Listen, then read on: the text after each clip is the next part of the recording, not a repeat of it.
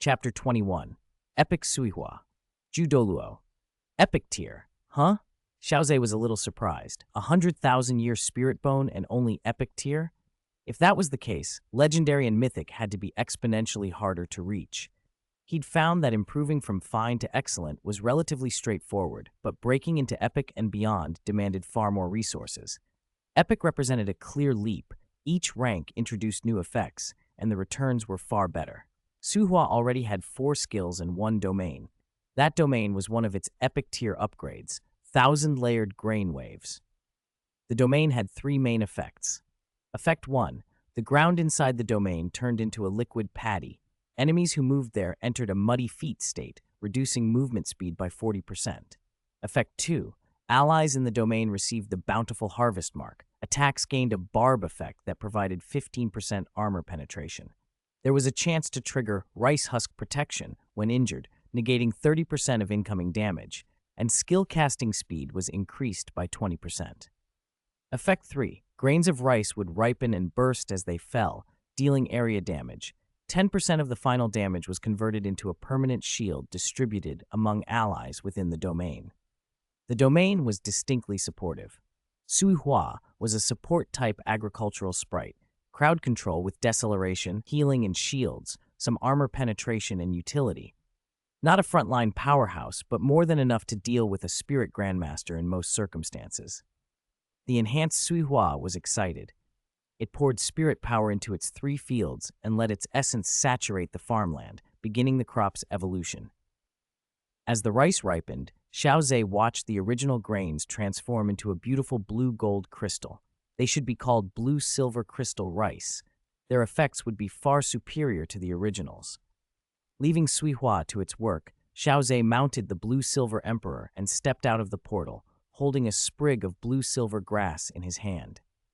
Principal Xiao, who met him at the exit, watched him smile and scratch his head in bafflement. What is this child up to? Well, I'm old. Can't understand the thoughts of youths anymore. Xiao Ze set his course for the Stardew Great Forest. Dangerous as it was, the forest teemed with spirit beasts, and he was confident he'd find the life-type spirit beast he needed. Saint Spirit Village was quite far from the forest. Even with a carriage, it took several days to reach the outskirts. The edges of the Stardew Great Forest were crowded. Spirit masters came here to claim spirit rings, and a bustling market clustered around the perimeter. Some people made money guiding hunters to spirit rings. Others traded spirit beast corpses. Spirit bones were never seen openly. If they appeared, they were immediately seized and sent to auctions, where royal oversight kept things safer. Stepping into the forest felt like entering another world. Countless trees knitted their branches together to form a dense canopy that blocked most of the sky. Only a few slants of sunlight pierced the leaves. Inside the forest, the light was dim, the air thick with the scent of wild beasts and iron. It was a harsh environment. Xiao Ze aimed for the outer circle. The Stardew Great Forest was divided into 5 zones: the borderland, the outer circle, the mixed circle, the core circle, and finally, the Lake of Life. The borderland held mostly 100-year spirit beasts, with a few 1,000-year ones. It was also where most spirit masters gathered. In the forest, spirit beasts were dangerous, but spirit masters were often more so. Human greed and treachery were unpredictable. He thought of Meng Yiran's stolen spirit beast in the original tale. If her elders hadn't been a spirit emperor and a spirit saint, she might have lost it without so much as a duel. He would be extremely careful. No one seemed to be nearby as he moved into the outer circle. Roars echoed from all around. This zone had the densest concentration of spirit beasts, a mix of 100- and 1,000-year creatures. Xiao Ze searched for a while, without luck, and leaned against a giant trunk to rest. Suddenly, the clash of battle sounded not far away. He crept toward it cautiously and hid behind a massive tree to observe. A woman was fighting a 1,000-year fox-type spirit beast. Her long black hair flowed down her back. Her face was striking, large, slightly upturned eyes that gave the impression of a smile, a high nose bridge, and full, naturally red lips. Her form was extraordinarily attractive, dressed in a tight pink camisole and matching hot pants that left a generous sweep of fair thigh exposed. A foxtail swished behind her. As Xiao Ze tried to place her, A hand settled on his shoulder. He startled and turned. A man with delicate skin and an almost androgynous, enchanting appearance smiled at him. The moment Xiao Ze saw him, it clicked. This was Chrysanthemum Douluo. "Boy, what are you doing here?" Chrysanthemum Douluo asked, pinching one finger in a manner both amused and teasing. Xiao Ze forced a smile. "Your Excellency, I heard fighting and came to see. You know me?" Chrysanthemum Douluo raised an eyebrow. Xiao Ze, feeling his heart race, answered with a casual compliment. With such an appearance and temperament, only His Excellency Chrysanthemum Douluo of Spirit Hall could fit that description. Chrysanthemum Douluo laughed softly. "You're interesting, and your spirit power isn't weak. Ever thought about joining Spirit Hall?" "Spirit Hall is great," Xiao Ze said, "but I want to enter the Soul Master competition. I can't even get into Wuhun Academy right now." He managed a rueful smile. "Suit yourself, then," Chrysanthemum Douluo replied lightly. He genuinely found Xiao Ze amusing. He glanced toward a nearby tree and asked, "Is that your elder?" Principal Xiao stepped out from behind the tree. "Your Excellency," he greeted. "Grandpa Xiao, why are you here?" Xiao Ze asked, surprised. "I couldn't stop worrying about you," Principal Xiao said simply, his concern plain on his face. Xiao Ze felt his chest warm. Grandpa Xiao really was worried about him. "All right, you two stay here and wait until Nana finishes absorbing her spirit ring, then you can leave." "Okay." Xiao Ze didn't argue and moved to a spot beside Grandpa Xiao to wait. Soon, Hu Lina absorbed her fourth spirit ring and rose to Spirit Ancestor. Such a young spirit ancestor, truly worthy of being a prodigy of Wuhan Academy, Principal Xiao exclaimed. Still, in his heart, he thought Xiao Ze the most impressive of all. "Grandpa Ju, who are they?" Juliana, flushed with excitement from her promotion, sashayed over with a graceful sway of her waist. "They saw you getting a spirit ring, so I kept them here," Grandpa Ju answered. "Grandpa Ju, I'm done absorbing. Please let them go." Juliana came up to Xiao Ze and pinched his cheek. "Such nice features, a little dark-skinned. You'll look even better once you get fairer." Xiao Ze was speechless. Was this woman a bit too forward? Even a beauty-obsessed person wouldn't be this blatant. Still, Hulina's fox-like eyes were beguiling, and the delicate fragrance around her made it hard not to notice. "Little brother, are you here to get a spirit ring?" she asked, red lips parting, breath like orchids. "Yes, my second spirit ring," Xiao Ze answered honestly. "Oh, your talent is quite good. Getting a second spirit ring at this age, do you want to join Spirit Hall?" she suggested. Grandpa Xiao had no objections. Spirit Hall was a fine place. "I asked him. He wants to enter the Soul Master competition, so he's not coming," Grandpa Xiao said. Hulina covered her mouth and laughed. "Then I'll be looking for you in the finals of the Soul Master competition." "I will be there," Xiao Ze replied very seriously. Hulina blinked, a little surprised. Chrysanthemum Douluo, standing nearby, just smiled wryly. Only 3 academies could make the finals. It was a tall order. It would be enough if he could even participate, Chrysanthemum Douluo said. "I have a feeling he'll make it," Grandpa Ju added with a smile. Xiao Ze set off in the direction Hulina had indicated, Grandpa Xiao following closely behind. After passing 2 stretches of forest, they came to a place heavy with life aura. Blue-silver grass covered the ground in clumps. Where life abounded, it thrived. Other life-type spirit beasts were around too, but none were strong. Grandpa Xiao used his aura to keep them at bay. Xiao Ze moved cautiously, looking for a suitable spirit beast. If he couldn't find one, he'd take blue-silver grass. His spirit abilities didn't depend on the beast type. What mattered was age. What he really wanted, though, was a spirit bone. Even a high-grade blue-silver grass spirit bone would be of little use. He cared far more for a bone like Xiao Wu's. Teleportation and Paragon Golden Body were unbeatable abilities. He still found it ridiculous that a trashy little rabbit could possess such powerful talents. After about 15 minutes, the life aura deepened. "Xiao Ze, there's a 1,000-year-old spirit beast ahead," Grandpa Xiao's mental voice said. "It should be suitable." Xiao Ze moved northwest 100 meters and found a tree whose trunk gleamed like jade and whose branches and leaves shimmered with 7-colored light. "That's an everlasting spirit banyan," Principal Xiao announced excitedly. "Everlasting spirit banyan?" Xiao Ze had never read about it in his books. Grandpa Xiao explained, "The everlasting spirit banyan is a top-tier life-type spirit beast. It has very strong offense and healing abilities. They're extremely rare and usually live in mixed zones. Because they heal other beasts, most spirit beasts won't attack them, so they can live for ages. Their only drawback is slow cultivation progress. That's the one, Xiao Ze said. Xiao Ze, shall I handle it? The everlasting spirit banyan is powerful.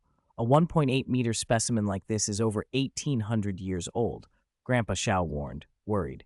Don't worry, if I can't handle it, you can step in, Xiao Ze replied. Okay, Grandpa Xiao said, and began to guard the perimeter.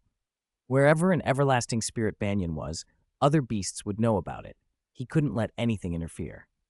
Xiao Ze summoned Sui Hua and the other three spirits. Sui Hua, rice wave assault.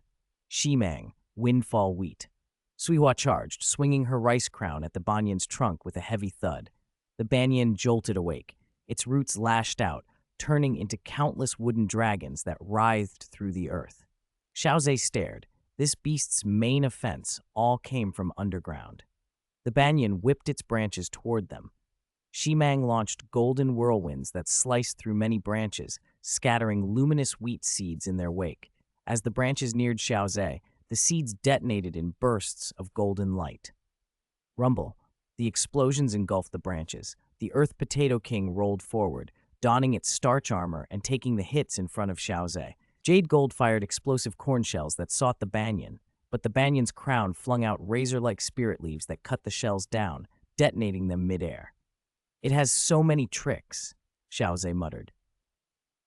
Suddenly, translucent rice ears sprouted from the void, and a rain of blue-gold grains poured down, the manifestation of Sui Hua's domain, 1,000 heavy rice waves.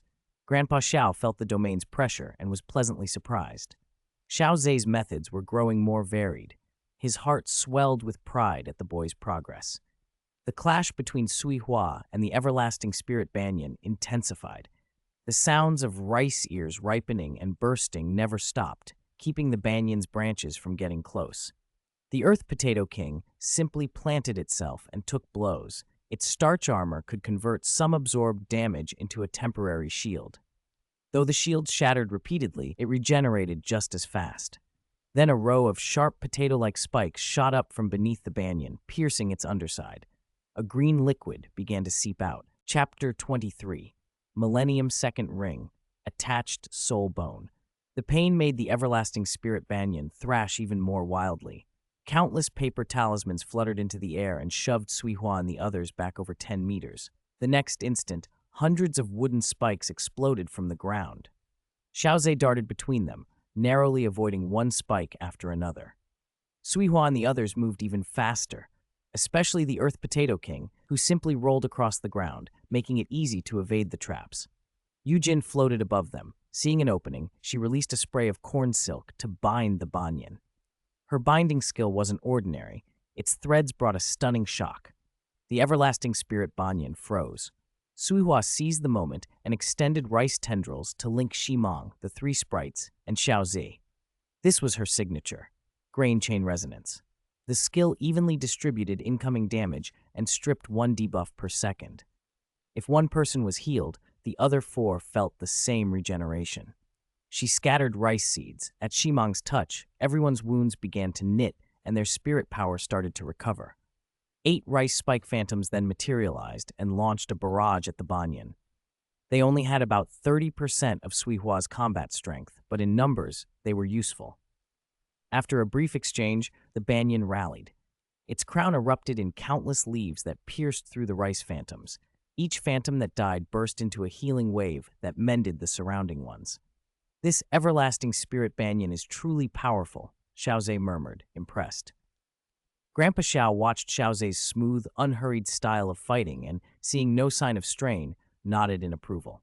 Sui Hua, Shimang, bond skill. Among agricultural sprites, some developed bond skills. The rice and wheat bond, Sui Hua and Shimang's dynasty flourish, had formed automatically when Shimang appeared.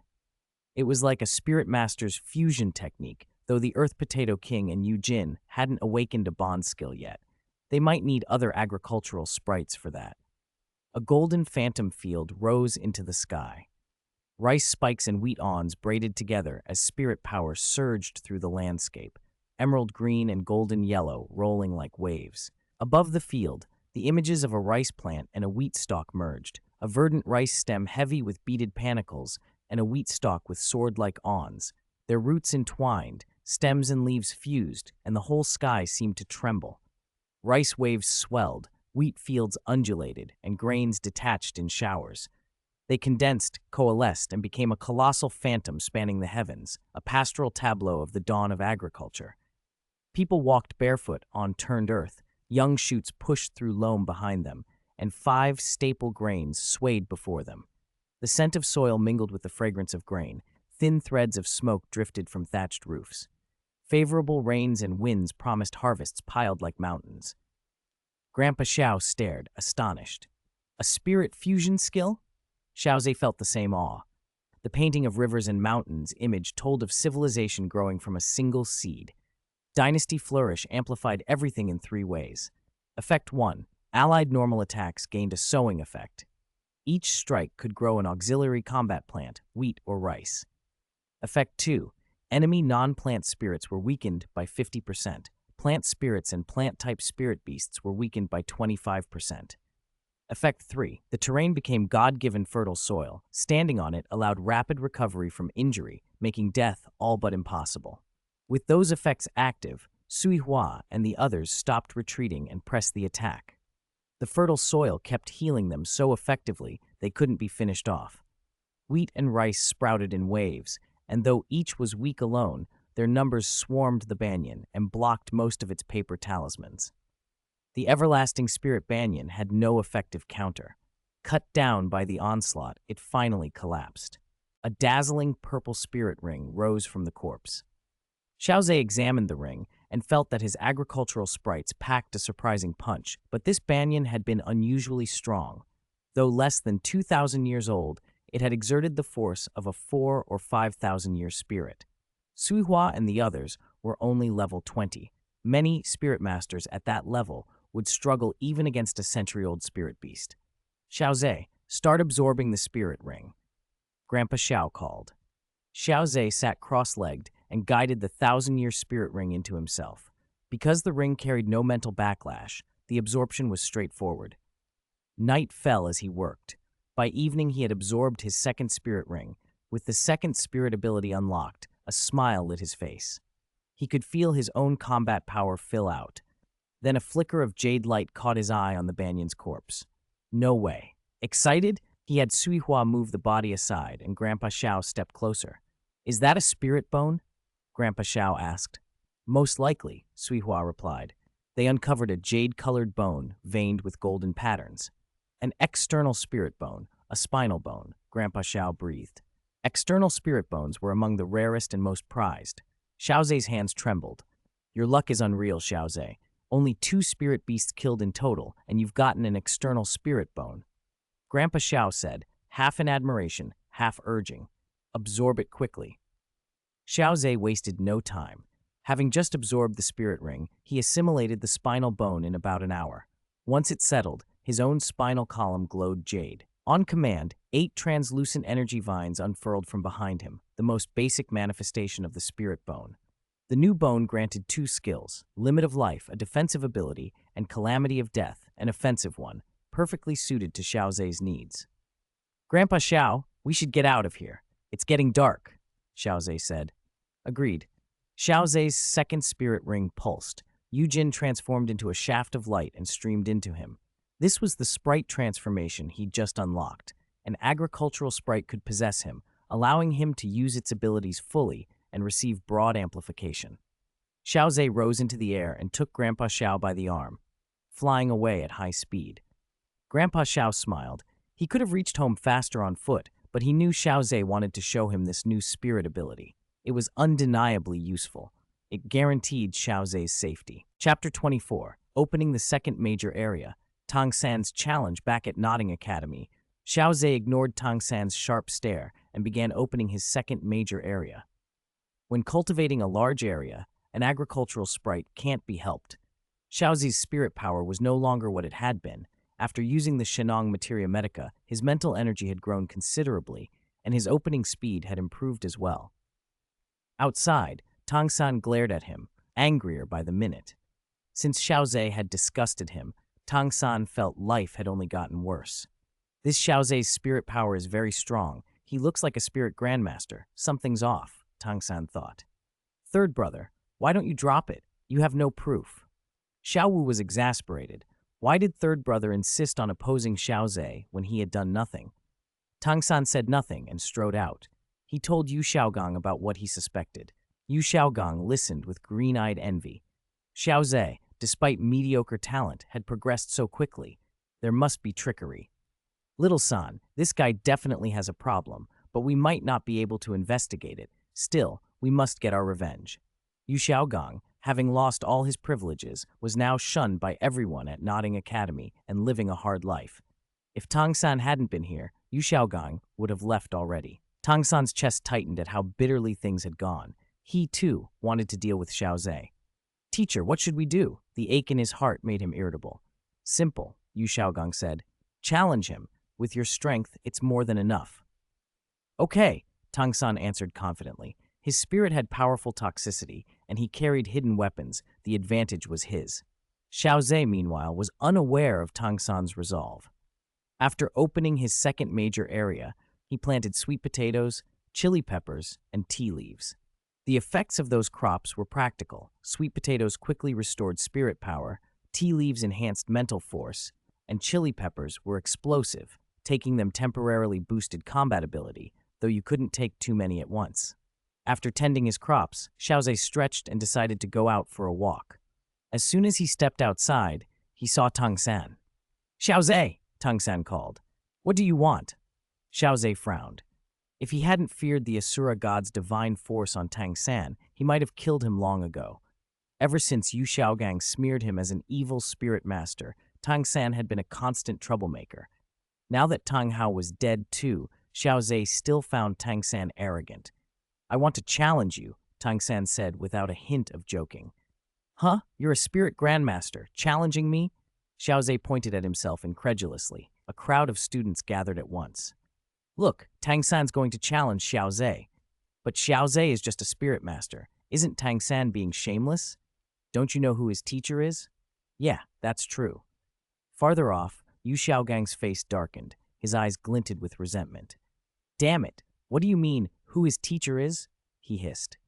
Would Tang San have his current achievements without me? This is all my doing. Tang San's expression soured. Actually, if I'm not mistaken, you've already reached Spirit Grandmaster, haven't you? Wow, those words stunned everyone. Xiao Ze is actually a Spirit Grandmaster? Amazing. Is this the reward for hard work? I have to study hard too. I will never be like Yu Xiaogang, never stuck at level 30. The comment cut like a knife through Yu Xiaogang. Being unable to break past level 30 had always been his sore spot. The barb aimed right at him, and he flushed. All right, Xiao Ze nodded. He hadn't fought a spirit master yet. He would start with Tang San. He knew Tang San's messy Tang sect martial arts were surprisingly powerful, and he had to be ready for hidden weapons. He forced himself to concentrate. Let's go. They headed to the arena, students trailing behind. This match had become a clash between Nodding Academy's first and second prodigies. Even some teachers hurried over. Grandpa Xiao stood not far off, his expression full of confidence in Xiao Ze. At the Spirit Grandmaster stage, Xiao Ze's strength was simply overwhelming. Tang San faced him. Xiao Ze chuckled softly, picked up the Celadon teacup in his hand. The tea within rippled gently, and a wisp of steam rose, carrying an elegant fragrance. He took a small sip. The warm liquid slid down his throat, bitter, then sweet, and his thoughts cleared as if a spring had washed over them. His spirit platform became mirror-like, his heart still. Freed from distraction, Xiao Ze's spirit reached a high level of focus. The tea was doing its work. Spirit, Black Soil. Level 24 Summoning Type Soul Master, Xiao Ze announced. Summoning Type Soul Master. Tang San's eyes dimmed. This was the first time he had seen such a classification in action. Yu Xiaogang's face stiffened at the announcement. Although his own strength was lacking, he had read enough to know summoning-type soul masters were extremely rare, strong from early to late stages. There were no known summoning-type soul masters above titled Douluo, let alone Super Douluo, so how potent they might be at the very highest levels remained conjecture. Tang San. Spirit, Blue Silver Grass. Level 26 Control-type Spirit Master. Tang San declared.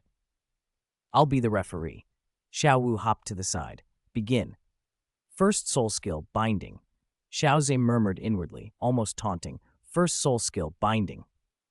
Countless blue-silver shoots burst from the ground and surged toward Xiao Ze. He immediately summoned Sui Hua and Shi Mang, the agricultural sprites at his command. Shi Mang unleashed a golden whirlwind that sliced through the mass of blue-silver grass like a scythe. Damn, such powerful penetration, Tang San cursed, then stepped with Ghost Shadow perplexing track. Phantoms flickered behind him. Tang San's footwork was excellent. Without Xiao Ze's keen mental focus, it might have been hard to see him. Xiao Ze's mouth curved into a slight smile as he evaded. A moment later, there was a thunderous blast. Shi Mang's windfall wheat's scorching seeds detonated. The shockwave slammed Tang San back. Cough, cough. Tang San wiped blood from his forehead. His eyes narrowed. It can actually explode. Second soul skill, parasite. More blue-silver grass erupted where Tang San had previously scattered seeds. They nodded and surged toward Xiao Ze. Sui Hua, use 1,000 rice shadow, Xiao Ze ordered. Swish, 8 rice ear illusions sprang up and lashed out, cutting and blocking all of Tang San's rushing grass. Tang San, it looks like you've run out of tricks. It's my turn, Xiao Ze said, confident. Sui Hua, rice wave assault. Sui Hua advanced, swinging her rice crown in a sweeping strike at Tang San.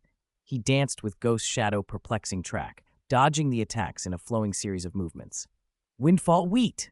Shi Mang roared, unleashing another scorching wave. A golden whirlwind shot out again. Tang San raised blue-silver grass to form a shield, but the whirlwind tore through it as if it were paper. As he tried to scramble away, Sui Hua lashed out with her Sui crown and bound his waist. Tang San swore under his breath.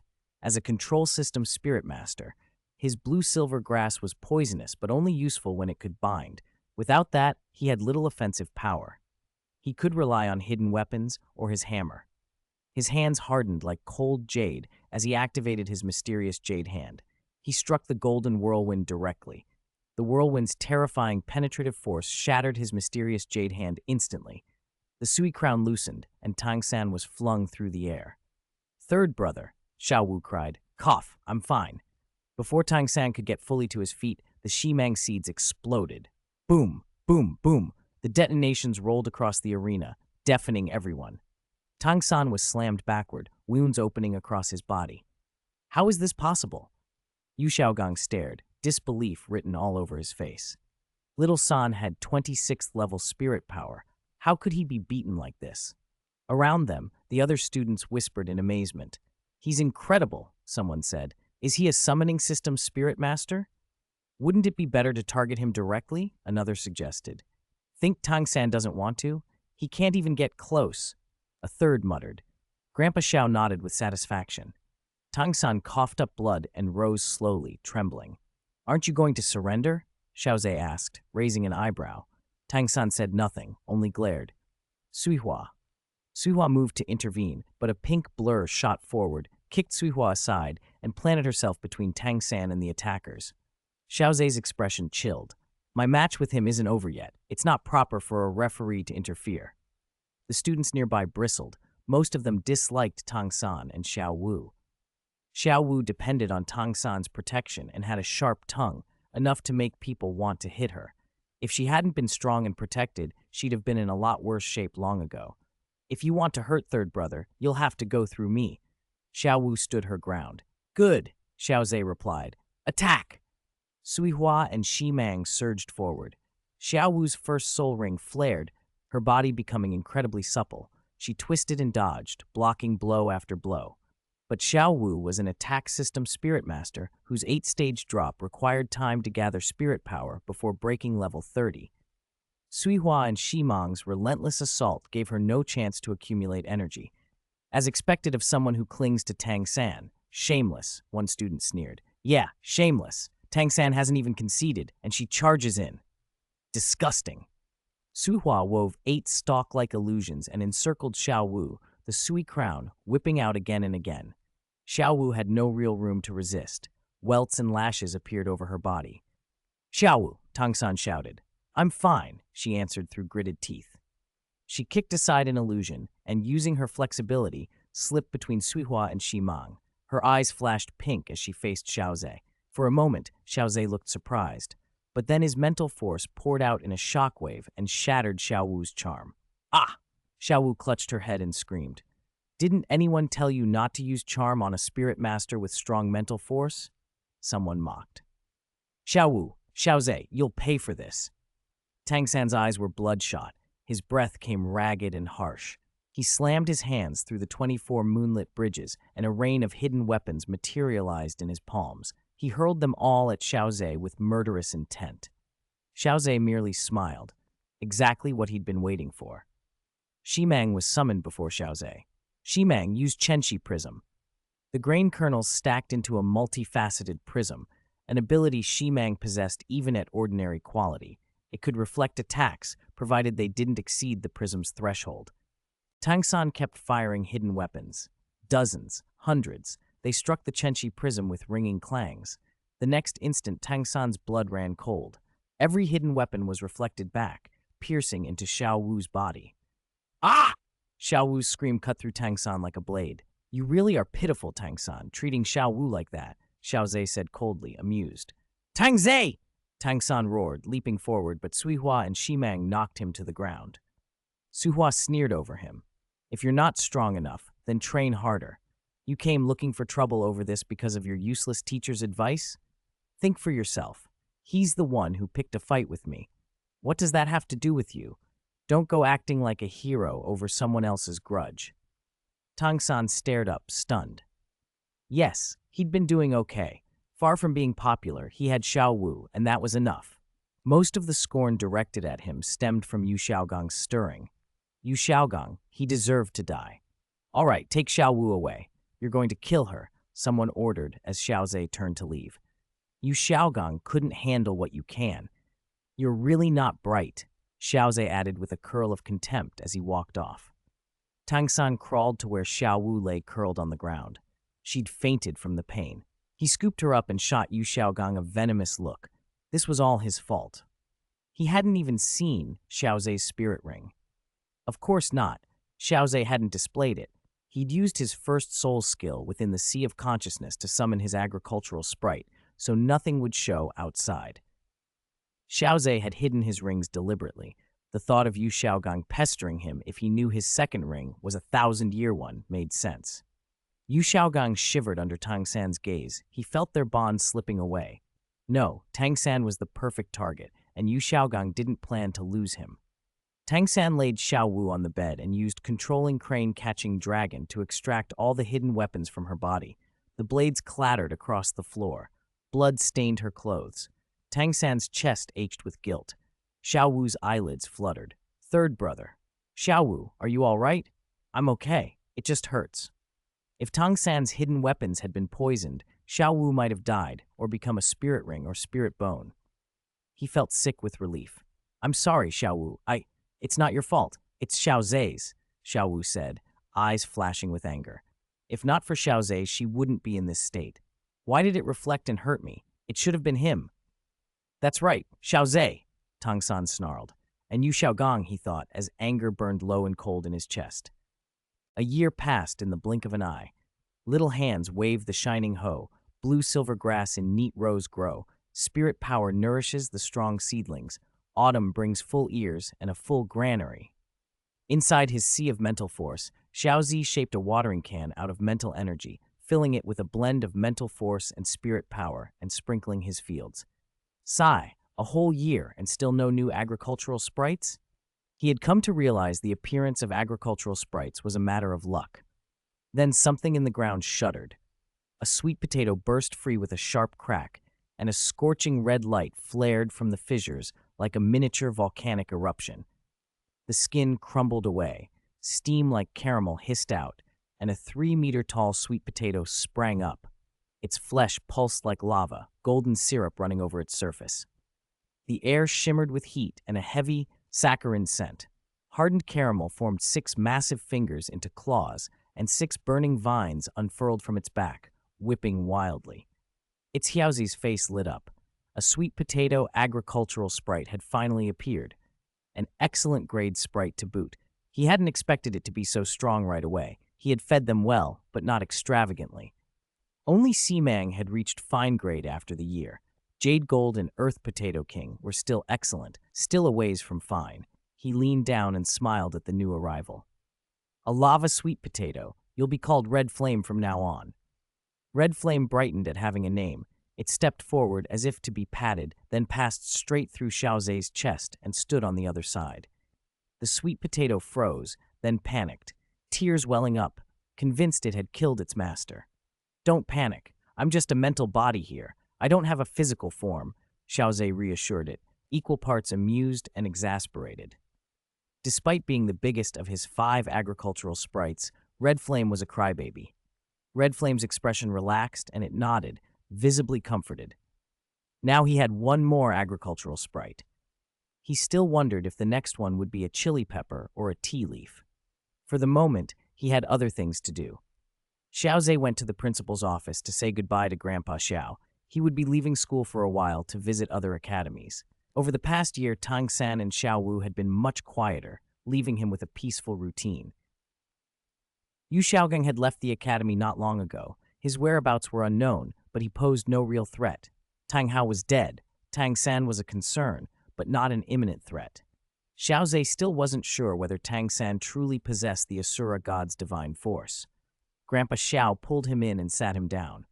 Xiao Ze, you're leaving tomorrow. Where will you go? Grandpa Xiao, I'm going to Shrek Academy first, just to take a look. Grandpa Xiao frowned. I've done some checking on Shrek Academy. The teachers are strong, yes, but there are no simulated cultivation facilities and few resources.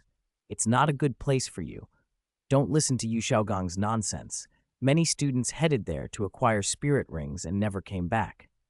Xiao Ze was surprised Grandpa Xiao had looked into it on his behalf. He only intended to look around, not stay. He also planned to visit Heaven Do Royal Academy to find Dugu Yan, the ice and fire yin-yang Guor. Well, there would be invaluable. If his cultivation had already advanced so much near the blue-silver grass, exposure to that well could send his progress soaring. Immortal herbs there could also aid agricultural sprites, and Xiao Ze trusted his own methods for identifying them. I understand. I'm only going to take a look. I know what I'm doing, he said. Good. It's good that you know what you're doing. Grandpa Xiao brightened. He regarded Xiao Ze with watery pride. 6 years. You've grown up so much. Your strength has improved. Maybe someday you'll become a titled Douluo. I will, Grandpa Xiao. I'll come back and see you, Xiao Ze promised. He was naturally sentimental. He had just returned from Qingxi village not long ago, and this departure would mean a long separation. He handed Grandpa Xiao sacks of rice and wheat he had harvested.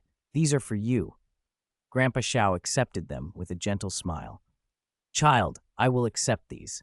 He knew Xiao Ze wasn't short on supplies. It was the sentiment that mattered. They chatted for a long time before Xiao Ze returned to his room. Watching the boy leave, Grandpa Xiao remained silent for a long time, then murmured, He's truly a good child. Then, almost to himself, it seems I need to give him that. The next day, the academy gate filled with bustle as families said their goodbyes. Xiao Ze and Tang San prepared to go. Grandpa Xiao caught up with them and beckoned Xiao Ze close. He pressed a ring into the boy's hand. I found this spirit tool when I was young. There's an odd little hoe inside. I never knew what it was for, but it felt unusual.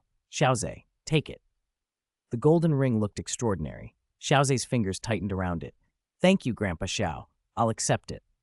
Keep walking forward. You'll reach the end of the road, Grandpa Xiao said, patting Xiao Ze on the shoulder.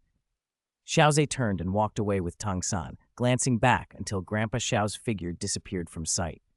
A few days later, the trio arrived in Sotu City. Xiao Ze, Tang San, and Xiao Wu, accompanied by a dark-skinned youth who moved with easy confidence, looked for a place to rest before they made their way to Shrek Academy. Where are we staying? Tang San asked. Find a hotel, rest, and head for Shrek Academy tomorrow, Xiao Ze replied. He also wanted a quiet moment to inspect the gift Grandpa Xiao had given him. They came across a large building shaped like a rose. The notorious love hotel districts had even made their way to the Douluo Continent. Xiao Ze's lips twitched. This place is a little obvious, but it's fine. Let's stay here. Tang San led Xiao Wu toward the entrance while Xiao Ze stepped aside. I'm going to buy something. You two go on in. At the reception desk, Tang San requested 2 rooms. The attendant glanced between Tang San and the small, scorpion-braided girl behind him and said awkwardly, "We only have 1 room left." "That'll be fine," Tang San replied calmly and turned to wait. Before anything else could happen, a presence filled the lobby. A tall man with golden hair and striking double pupils strode in, flanked by 2 women, twin sisters draped over his arms. It was Dai Mubai. He planted his palm on the desk with a flourish and demanded, "Call your manager." The attendant's face drained of color. He recognized an influential figure when he saw one and hurried off to fetch management. Someone at the desk stammered, What's going on?" "Presumptuous," another voice cut through. The golden-haired man was scowling. The atmosphere shifted. The hotel staff had suddenly become very polite. Chapter 27, Tang San and Dai Mubai, Juju King. Lurking in the dark. "Big brother, we were here first," one of the 2 men at the door protested. "So what?" Dai Mubai sneered. "Get lost," Xiao Wu snarled. "Fine." Dai Mubai released the 2 he'd been holding and turned to them. "It's been a long time since anyone has been so insolent in front of me. You're spirit masters, right? Then let's settle this like spirit masters, decide the room by strength." At that moment, the hotel manager hurried out. Seeing Dai Mubai's aggressive stance, he immediately apologized. "Young Master Dai, I'm very sorry. He's new. The room is yours right away." "No," Xiao Wu shouted. "Then let's go." Dai Mubai strode to the back. "Young Master Dai, I'll be responsible for any damages. Don't make trouble." Dai Mubai's voice cut him off. "All right." The manager breathed a sigh of relief and pulled the waiter away. Tang San drew a slow breath and stepped forward. He knew he couldn't back down this time. Seeing that, Dai Mubai didn't bother with words. He threw a punch. Tang San's hands whitened as he met the blow, using his ghost shadow perplexing track and his ability to redirect force. The 2 struck each other hard, blow after blow. Bang! Bang! Bang! "Not bad," a trace of approval flashed across Dai Mubai's face. The clash intensified, and then Tang San was sent tumbling by a thunderous strike. He felt the sting along his palm and couldn't help but exclaim, "What power!" He couldn't match Dai Mubai directly. He relied on trickery, on speed, deflection, and the blue-silver grass. "You're strong," Tang San said through gritted teeth, "but now the real fight begins." "White tiger possession," Dai Mubai bellowed. A pale white light burst around him. His muscles swelled. His gold hair flipped to black and white, mostly white. A king-shaped mark appeared on his forehead. His hands enlarged, white fur bristling as sharp claws extended. His eyes darkened to a deep blue. 2 yellow and 1 purple spirit ring rose beneath his feet and pulsed. Dai Mubai, Spirit White Tiger, level 37 Battle Spirit Elder. "Spirit Elder," Xiao Wu cried. "Brother." She tried to step forward, but Tang San stopped her. "I'll handle this." Blue-silver grass twisted through Tang San's fingers, strands covering his body like a living cloak. Tang San, Spirit Blue-Silver Grass, level 29 Tool Spirit Master. "Your spirit is only blue-silver grass? Can it even fight?" Dai Mubai scoffed. "There are no useless spirits, only useless spirit masters." Tang San muttered at his teacher in a flash of bitterness. "Let's see how strong your blue-silver grass can be." Dai Mubai lunged. Tang San sent a mass of blue-silver grass at him. Dai Mubai's claws flashed cold and sharp, tearing the grass to pieces. First soul skill, Binding. Countless blue vines burst up through the floor, cracking tiles and earth as they tried to coil around Dai Mubai. A golden shield sprang up and deflected them. First soul skill, White Tiger Aegis. Second soul skill, White Tiger Light Wave. Dai Mubai spat a milky orb of light toward Tang San. Using Ghost Shadow Perplexing Track, Tang San slipped past it easily. Second soul skill, Parasite. Seeds Tang San had sent earlier erupted into life on Dai Mubai's body. Blue-silver grass sprouted, wrapping him, piercing through the shield and injecting toxin into his veins. Hiss, interesting. Tang San kept his tone calm. "My blue-silver grass is poisonous." "Petty tricks. I'll show you what a 1,000-year spirit ability is." "Humph, White Tiger Vajra Transformation." Black stripes appeared across Dai Mubai's already swelling muscles. The Vajra transformation intensified his physical power, defense, and resistance to abnormal conditions. Everything doubled. He tore through Tang San's blue-silver grass and advanced step by heavy step, overwhelming pressure bearing down on Tang San. "My Vajra transformation resists abnormal states. Your poison is useless against me." Xiao Ze, returning with some supplies to the Rose Hotel, paused when he saw a woman standing in the shadowed doorway. Her long black hair flowed over a pale, translucent face. A black, skin-tight suit clung to her curves, outlining a narrow waist and full chest and hips. Her profile was composed, her expression unreadable. Her eyes were cold to the bone. Even her thighs and calves were full and smooth under the fabric. "Is that Juju King?" Xiao Ze murmured. Why was Juju King outside the Rose Hotel? Had she come across Dai Mubai's flirtation? Intrigued, Xiao Ze moved closer and peered inside. Tang San and Dai Mubai were still fighting. Dai Mubai had activated White Tiger Vajra transformation and hadn't relented like in the story. Xiao Ze knew Tang San was being crushed, his blue-silver grass unable to defend him. The original plot had clearly taken a turn. "Looks good?" Xiao Ze said suddenly. Juju Qing flinched, but kept her composure. The tight suit revealed nothing of her reaction. "You, catching him in the act?" Xiao Ze asked bluntly. Juju Qing's face darkened. This man could not speak properly. He annoyed her. "Go away." A delicate scent drifted from her. Tulips. Xiao Ze sniffed lightly. "Tsk, twins, huh? He sure knows how to have fun. Why stick around someone like that?" Xiao Ze couldn't muster much moralizing about Dai Mubai. He, too, was easily swayed by beauty, though he wouldn't go to extremes.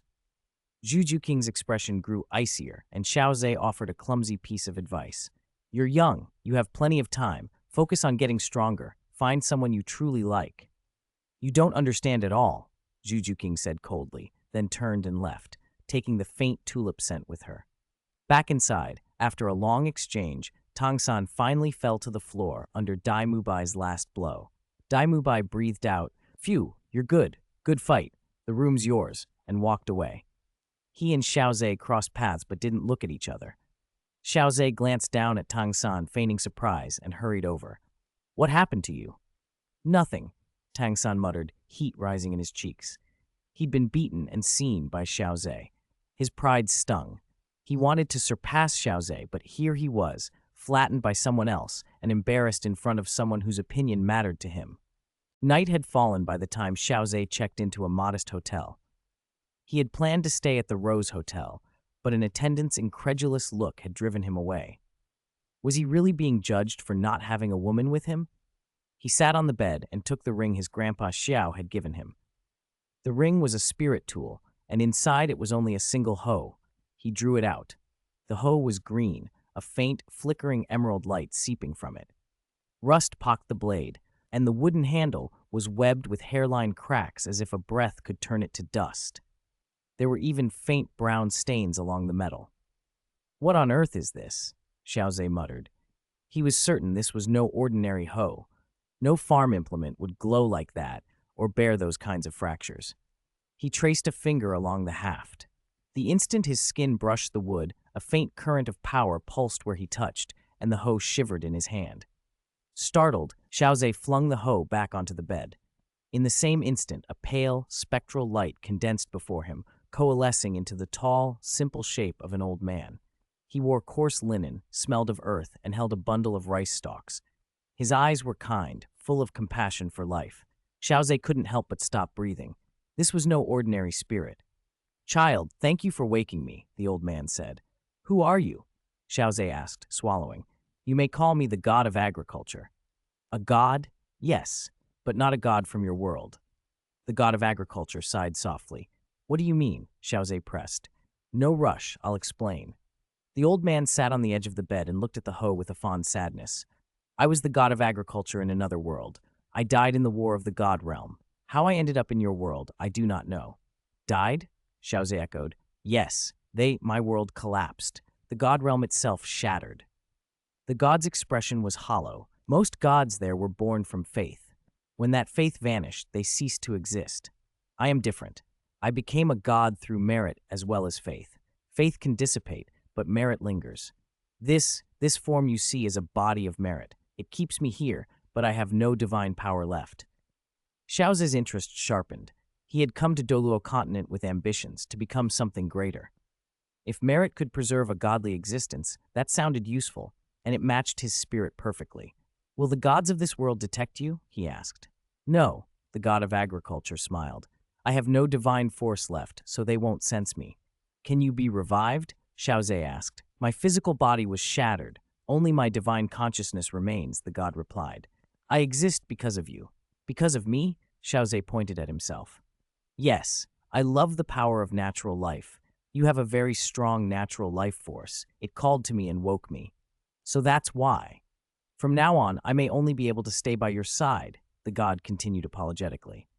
Xiao Ze hesitated. If the god truly had no power, could he be trusted? The old man read him and chuckled. Child, if I meant you harm, I would have long since done it. I can teach you how to cultivate faith and merit so you can become a god. I can teach you farming. Your Douluo star spirits are interesting, especially your spirit, black soil. It's very suited to my guidance. Xiao Ze thought of his options. Fortune favors the bold, a god who could teach him and live in his tool. What harm could come of it? He made up his mind. All right, he said. The god's face lit with a faint smile. Good.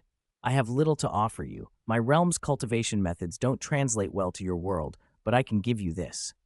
He stroked the hoe on the bed. This is the fertile hoe, my god position artifact. It is only a semi-artifact now. If you become a god, you can reforge it. Xiao Ze's heartbeat quickened. A god position artifact, even damaged, was a tremendous asset. I'll accept it, he said. It is not enough merely to accept. The fertile hoe needs your spirit imprinted upon it. I will teach you how to engrave your mental force into it. Once done, you can summon it at will. The god of agriculture personally guided Xiao Ze through the imprinting. When it was finished, the old man explained, I will reside inside the fertile hoe from now on. Moments later, Xiao Ze felt the god enter his spirit sea. He looked, baffled. God of agriculture? Why are you in my spirit sea? To see the crops you've planted, the god replied. They're all very good. Your spirit is indeed remarkable. If only I weren't a god from another world, I'd be tempted to pass my god position to you, the god of agriculture said with a small, wistful smile. Xiao Ze didn't know whether the Douluo god realm even had a god of agriculture or nature. If it did, it likely wasn't strong. Better to cultivate his own position through faith and merit. He noticed the crops in his nearby plots were suddenly surging in growth. Leaves unfurled faster, stems straightened. The agricultural sprites clustered excitedly around the god. Why is this happening? Xiao Ze asked. Though my physical body and divine power are gone, this merit body stores much natural life force. It helps them grow quickly. The god of agriculture reached down and patted one of the sprites. Cute little fellows. So will you stay here then? The god chuckled. You want me to nurture these little ones, don't you? Xiao Ze flushed but couldn't deny it. The god would be an incredible cultivation accelerator. All right, stay if you like. I like it here, the god said. Then let us begin. The god of agriculture set to work, expertly tending Xiao Ze's black soil plots. Where Xiao Ze's methods were blunt and forceful, the gods were precise and patient, subtle adjustments of moisture, careful turning of earth, whispering encouragements to the sprouts. Xiao Ze watched and learned, absorbing techniques that made his own efforts look crude by comparison. Even Sui Hua and the other agricultural sprites picked up new habits under the god's guidance. Xiao Ze felt a warm rush of gratitude. Xiao Yan had an old grandpa, and now he did too. Destiny, it seemed, had other plans for him. He owed Grandpa Xiao for this chance, and he intended to make the most of it. The next day, Xiao Ze met Tang San and Xiao Wu, and they went to a small village together.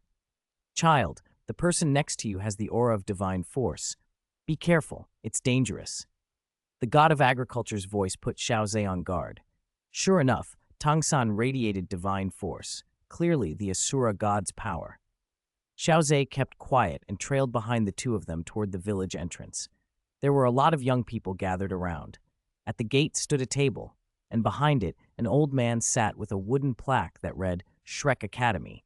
A slime emblem was painted beneath it. No way, third brother, this place isn't even as big as Nodding Academy, Xiao Wu blurted. Did Yu Xiaogong trick you? Xiao Wu asked. Teacher wouldn't lie to us. Tang San answered, but his voice lacked conviction. The place was too run down to be convincing. Registration fee is 10 gold coins. Put out your hand. Your age doesn't meet the requirements, you can leave. A brusque, money-grabbing routine followed. Xiao Ze was speechless. Was this robbing people so overt now? Sometimes he wondered if Tang San was really the son of fortune, or if Shrek Academy itself was. Otherwise, how could the students they'd heard about be so strong? The god of agriculture sighed internally. This academy, it's quite unique. Do you really want to go in? Let's take a look. If it's a mess, we'll run. All right, even though they're stronger than you, with me you can borrow the fertile hoe for a while. Killing them will be easy. Xiao Ze looked at the god of agriculture, who in his mind was rolling up his sleeves. He felt a bit dizzy. Was this really the compassionate god of agriculture, or some farmer deity who'd plant people if they didn't let him farm? Still, he rather liked the idea. Our Shrek Academy is a monster academy, the old man behind the table announced, loud and proud. As the name implies, we only accept monsters. If you are over 13 and your spirit power has not reached level 21 or above, you may leave. Xiao Ze scowled. Shrek Academy was extorting money with that line. Kids with that level of talent would be specially trained in any decent school, yet they still had to come here. It was absurd. Tang San and Xiao Wu, however, were intrigued. After all, they'd seen Spirit Emperor Liu Song's strength up close and been impressed. Dai Mubai, who was there too, caught sight of Tang San and nodded. At that moment, Xiao Ze noticed a beautiful young woman approaching. She wore a spotless white dress. Her short hair framed her small, dewy face. Her skin was pale and translucent, her lips cherry pink. At about 1.65 meters, her proportions were excellent. Slim waist, long legs visible under her skirt. Her noble, elegant bearing stood in sharp contrast to everyone else. Xiao Ze recognized her immediately. Ning Rongrong, the young miss of the 7-treasure glazed tile school. Did I pass? Ning Rongrong asked in a sweet, soft voice. My family knows, right? I meet the academy's requirements, so you won't refuse me? Not far away, Juju Qing saw Dai Mubai watching Ning Rongrong with a wolfish intensity, and a bitter expression crossed her face. Xiao Ze shook his head silently. He didn't understand why Juju King still harbored hopes about Dai Mubai. A man who behaved like that should be avoided early. A blue-silver grass spirit can cultivate too, someone nearby mused. A monster indeed, Liu Song chuckled, amused. Come on in. Soon it was Xiao Ze's turn. Oh, your body is very strong, even stronger than that little guy just now. Maybe it's how much I usually eat, Xiao Ze replied. Liu Song rolled his eyes. If you don't want to say, don't. If eating a lot could make you strong, that'd be something. Xiao Ze had to admit. No one believed him even when he told the truth. Release your spirit. A clump of black soil appeared in Xiao Ze's right hand. What kind of spirit is this? Liu Song asked, puzzled. Black soil. It's just black soil. An earth spirit? There's such a spirit? Liu Song had never seen one before, and looked intrigued. Juju Qing unexpectedly glanced over at Xiao Ze as well. It was the same man from yesterday. Not long after, Juju Qing and Xiao Ze arrived in the small village and saw an energetic man with a bushy beard, Oscar. Tang San and the others made peculiar faces of disgust, but Xiao Ze found the sausage spirit intriguing. Food system spirit masters weren't common. Give me one, Xiao Ze said. Oscar brightened immediately, but then deflated when he saw Dai Mubai and company. Not selling anymore, he grumbled. Brother, do you remember what you just said? Can you still eat like that? Dai Mubai asked, surprised. Let's try. After all, it's made by a spirit master, so it should be cleaner than other food, someone suggested. Oscar promptly made a sausage and handed it to Xiao Ze, eyes full of hope. Xiao Ze took a bite. Grease burst out with a fragrant aroma. It tastes really good, just missing some chili sauce. Brother, you're my sworn blood brother now, Oscar nearly cried. You're the first person to buy my sausage and say it tastes good. Xiao Ze felt awkward. The man was a little overexcited. Dai Mubai gave Xiao Ze a thumbs up. That's hardcore. Ning Rong wrinkled her nose. Don't you find it off-putting? My little beauty, the things made by this food system spirit master are much better than what you usually eat, someone argued.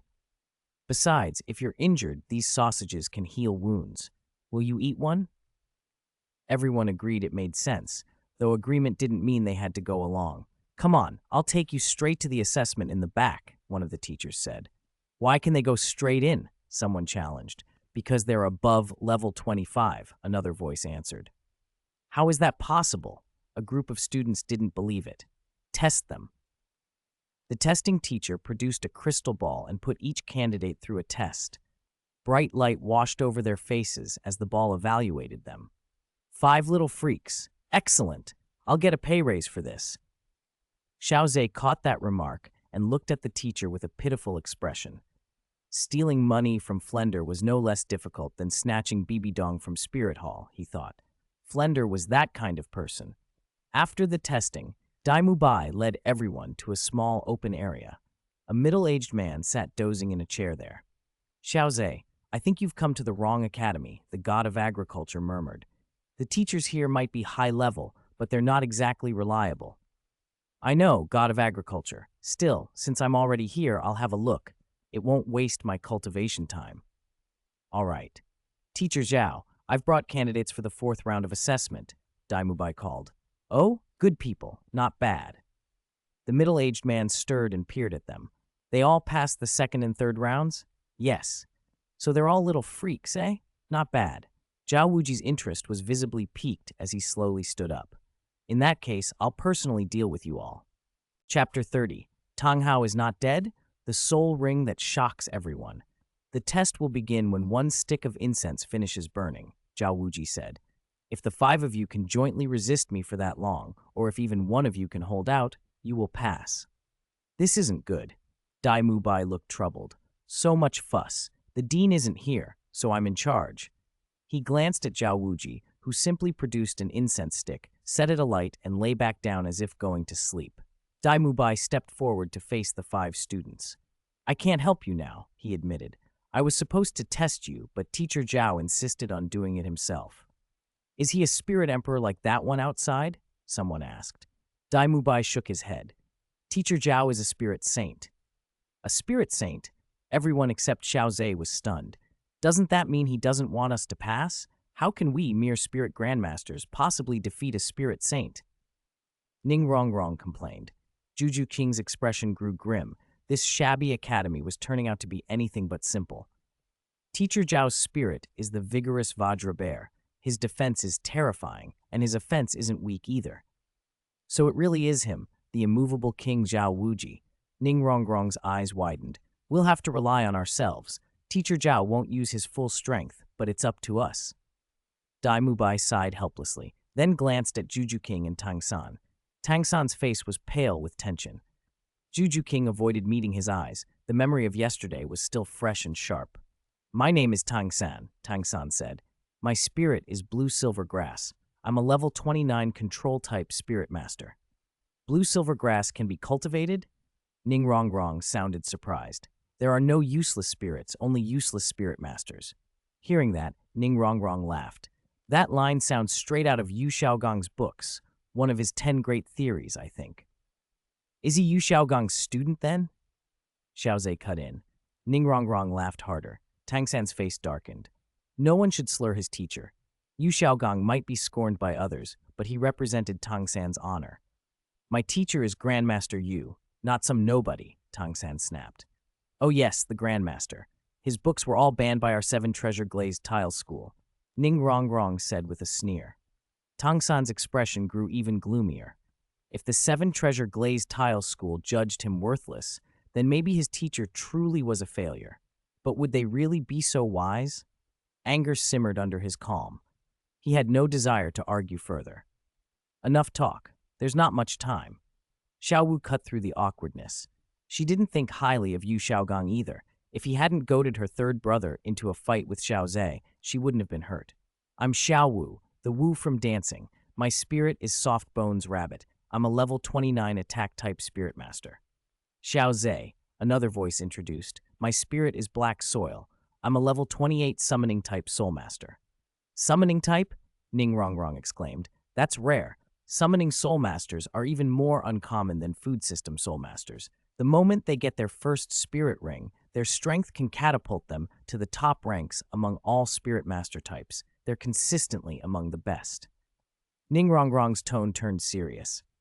They can even fight across realms, except maybe against a titled Douluo, because the leap to titled Douluo is massive, but few of them ever become titled. In short, summoning soul masters are extremely powerful. I never expected to meet a summoning soul master at this shabby academy, Ning Rongrong muttered, making even Zhao Wuji lift his head. He understood the implications. No matter how the test went, Shrek Academy would be hard-pressed to refuse such talent. Ning Rong Rong, my spirit is 7 treasure glazed tile pagoda. I'm a level 26 support type spirit master. Juju King, my spirit is Hell Civet. I'm level 27, agility and attack. 7 treasure glazed tile pagoda? You're of the 7 treasure glazed tile school? Tang San asked, surprised. Don't be ridiculous. Ning Rong Rong's tone with Tang San was sharp. She found him sly and dangerous. Tang San snorted and fell silent. Xiao Ze watched the interplay, thinking it made his task easier. Shrek couldn't be kept waiting long. If he could take Juju King and Ning Rong Rong away, Tang San's strength would be weakened. Maybe fate even leaned that way. I can support you, Ning Rong Rong said. I'll boost your strength and speed by 30%. All right, Xiao Ze began to assign. Ning Rong Rong will support us. Tang San will focus on controlling Teacher Zhao. Xiao Wu and Juju King will harass him from both sides. My sprites will assist. Remember, we only need to last for the time it takes 1 incense stick to burn. It was all Tang San's fault that Xiao Ze had to take command, and Tang San's silence showed both resentment and resolve. At Xiao Ze's side, one of his companions, the god of agriculture, leaned in. The soul of the person beside you doesn't seem to be from this world, he murmured. Xiao Ze raised an eyebrow. You're not surprised? Not surprised. The god of agriculture's expression was grave. His father neglected him when he was small. From 2 or 3 years old, he had to fend for himself and even take care of his father. Later, he taught himself cultivation. He's not an ordinary person. So his father is nearby? Xiao Ze asked softly. The question startled Xiao Ze enough that his calm almost wavered. Don't scare me, he muttered. His father was a titled Douluo. He should be dead. You're right. He is dead. But there's divine force lingering on him. That divine power has transformed him into a puppet without a soul. Xiao Ze's pupils constricted. Holy crap, Asura god had really done it. Tang Hao, Tang San's father, had been turned into a puppet by some divine power to protect Tang San. If the god of agriculture hadn't warned him, Xiao Ze might have been smashed to pieces by Tang Hao's hammer in the heat of battle. It seems Tang San was brought to this world by a deity, the god of agriculture added. Be careful, a god has no regard for regular rules. Xiao Ze inwardly admired the god of agriculture's insight. He was good at reading people. Finished? Zhao Wuji's voice asked slowly as he pushed himself up. He looked at them all with an unreadable expression. Teacher Zhao, we're ready, Dai Mubai said, moving back. Good, prepare yourselves. Suddenly, Ning Rong Rong spun elegantly. Brilliant 7-colored light wrapped her, and the 7-treasure glazed tile pagoda materialized in her hands. 2 yellow spirit rings rose up and rolled across the ground. 7 treasures, glazed tile appears. First strength, second speed, she intoned. 2 beams of light struck Tang San and the others, and a wave of vigor surged through their limbs and bones. They felt stronger, faster, filled with fight. Xiao Ze's right hand formed the seal for black soil, and 2 spirit rings flared, 1 yellow, 1 purple. 2 agricultural sprites popped into existence beside him. 1,000-year second ring, Ning Rong Rong cried out, nearly dropping her pagoda. Everyone forgot the test for a moment and stared at Xiao Ze's second spirit ring. The aura it gave off was unmistakable. Zhao Wuji, too, pushed himself up and stepped forward, eyes fixed on that astonishing ring. How can your second spirit ring be 1,000 years old? Isn't the maximum 732 years? Tang San stared in disbelief. Are you out of your mind? You believe everything Yu Xiaogong says? What could Yu Xiaogong, a level 29 good-for-nothing, possibly know? Xiao Ze was speechless. Sometimes Tang San seemed clever, other times hopelessly naive. Xiao Ze stood frozen. So it had all been a lie. With his talent and the mysterious heaven skill, he could very well have reached 1,000-year second ring. Yu Xiaogong had ruined everything. I will never rest until you're destroyed. You have chosen death. Everyone's eyes turned to him, and Xiao Ze felt a little helpless. It was just for strengthening the body, he said. Even so, that's extremely difficult, someone countered. For example, beast spirit masters generally have stronger physiques than tool spirit masters, and their spirit ring age limits are higher. But even they can't get 1,000-year second ring. If they could, a great sect like the 7-treasure glazed tile school would be full of geniuses. How strong can a child's body be at only a few years old? The others nodded. Ning Rongrong, being from the Seven Treasure Glazed Tile School, spoke with authority. Maybe I'm just exceptionally talented, Xiao Ze muttered, shrugging like a bear. Zhao Wuji cleared his throat. All right, let's continue the test. He stepped to the opposite side. Suihua, use spiked chain resonance. Suihua's tendrils attached to Tang San, Xiao Wu, and Juju King. This will spread the damage you take evenly, Xiao Ze explained. So powerful. Ning Rongrong's eyes lit up. If she had a spirit ability like that, it would be amazing. Begin the test. Tang San and the others launched at Zhao Wuji from 3 directions. Zhao Wuji chuckled and stomped. The ground buckled like an earth dragon rolling over, and the force cracked the earth. Tang San, Xiao Wu, and Juju King leaped back. As Juju King lunged, her first spirit ring flared, and her claw scraped Zhao Wuji's arm with a metal-on-metal sound. So hard! I'm not some weak spirit master, Zhao Wuji said. His left arm recoiled, and a wave of force sent Juju King flying. Tang San and Xiao Wu attacked from the front and right, but not one strike broke his defense.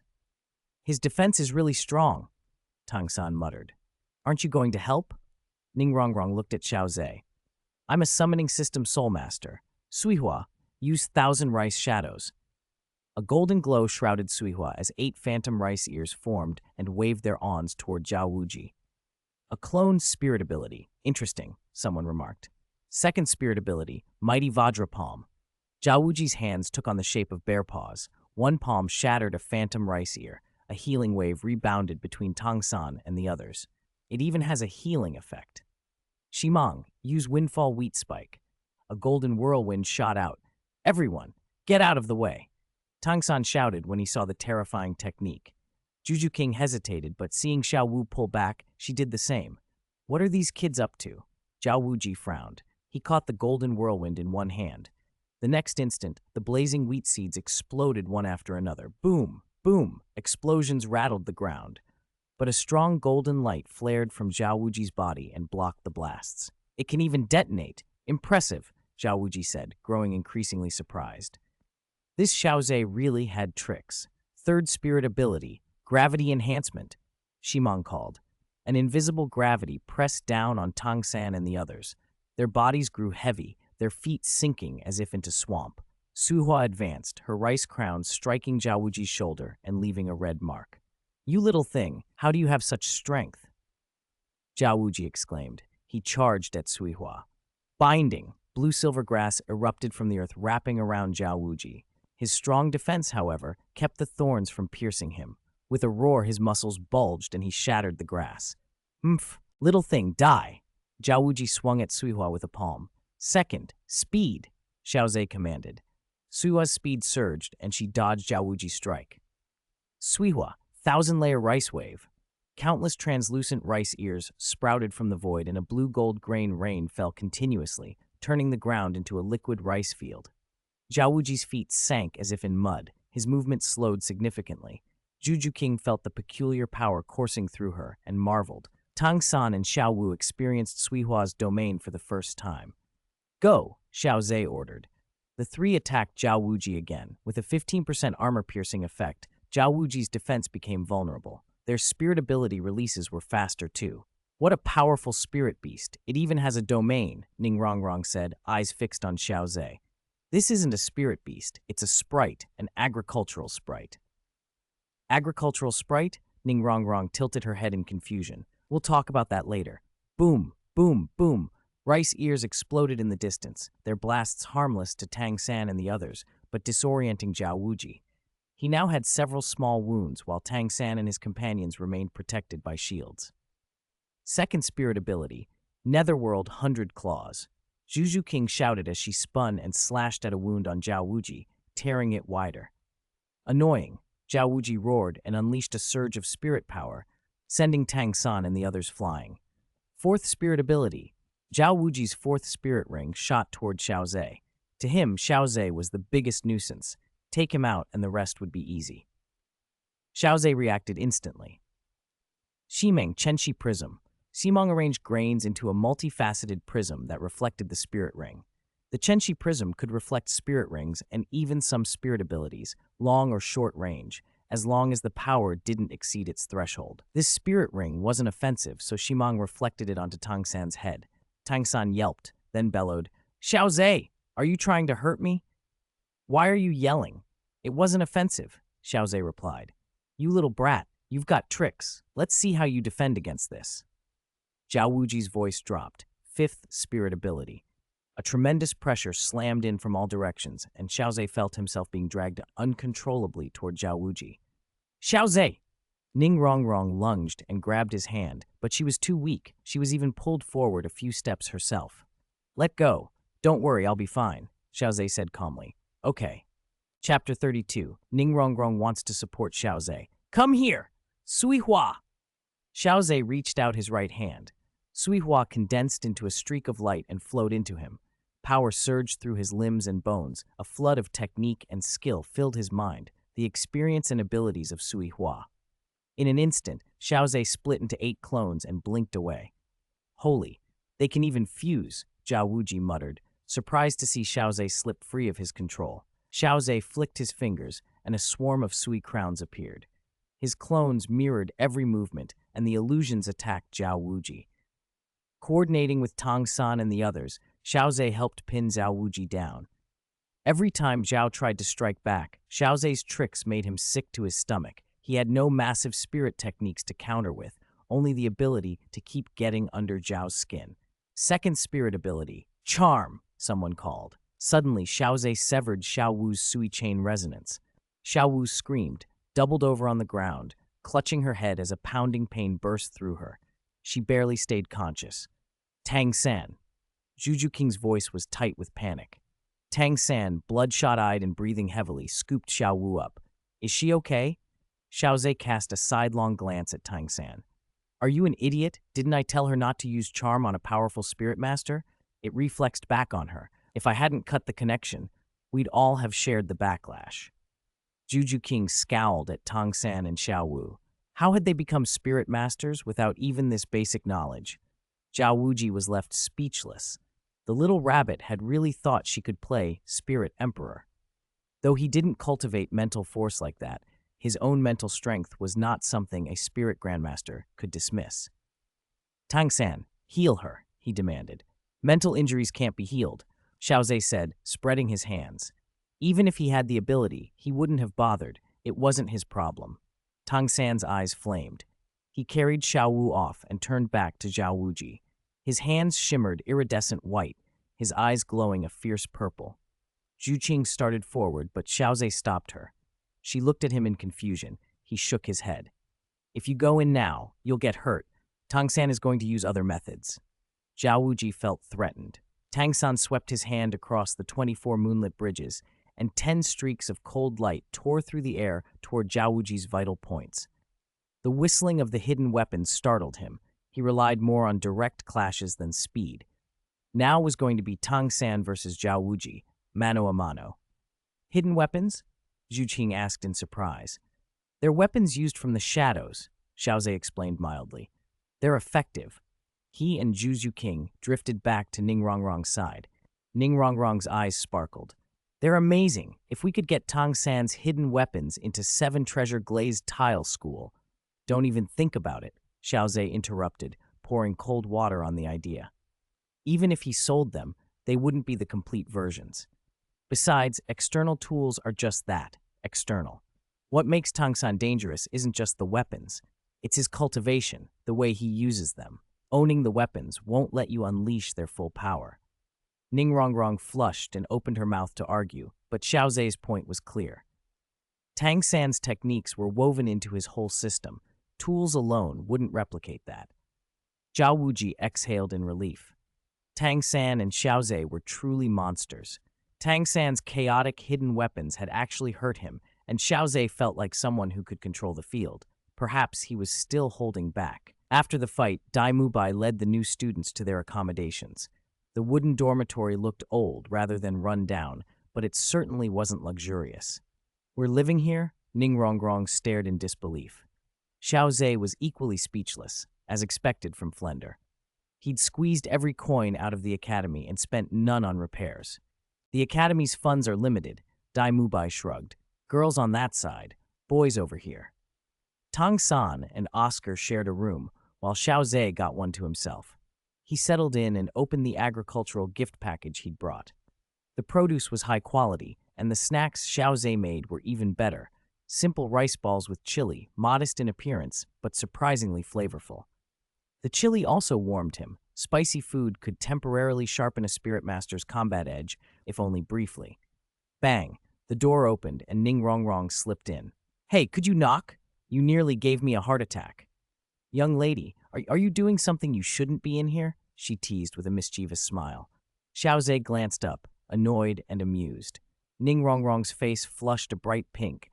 She'd been hiding a stack of books and had been secretly reading. "What are you eating?" "Rice balls?" She peered at him with a mixture of surprise and pity. "You must have had a rough time before joining Shrek, right?" "Rough?" Xiao Ze shrugged, continuing to eat. The chili warmed him all the way through. "Not really." "You're still eating rice balls?" Ning Rongrong said, eyes shining.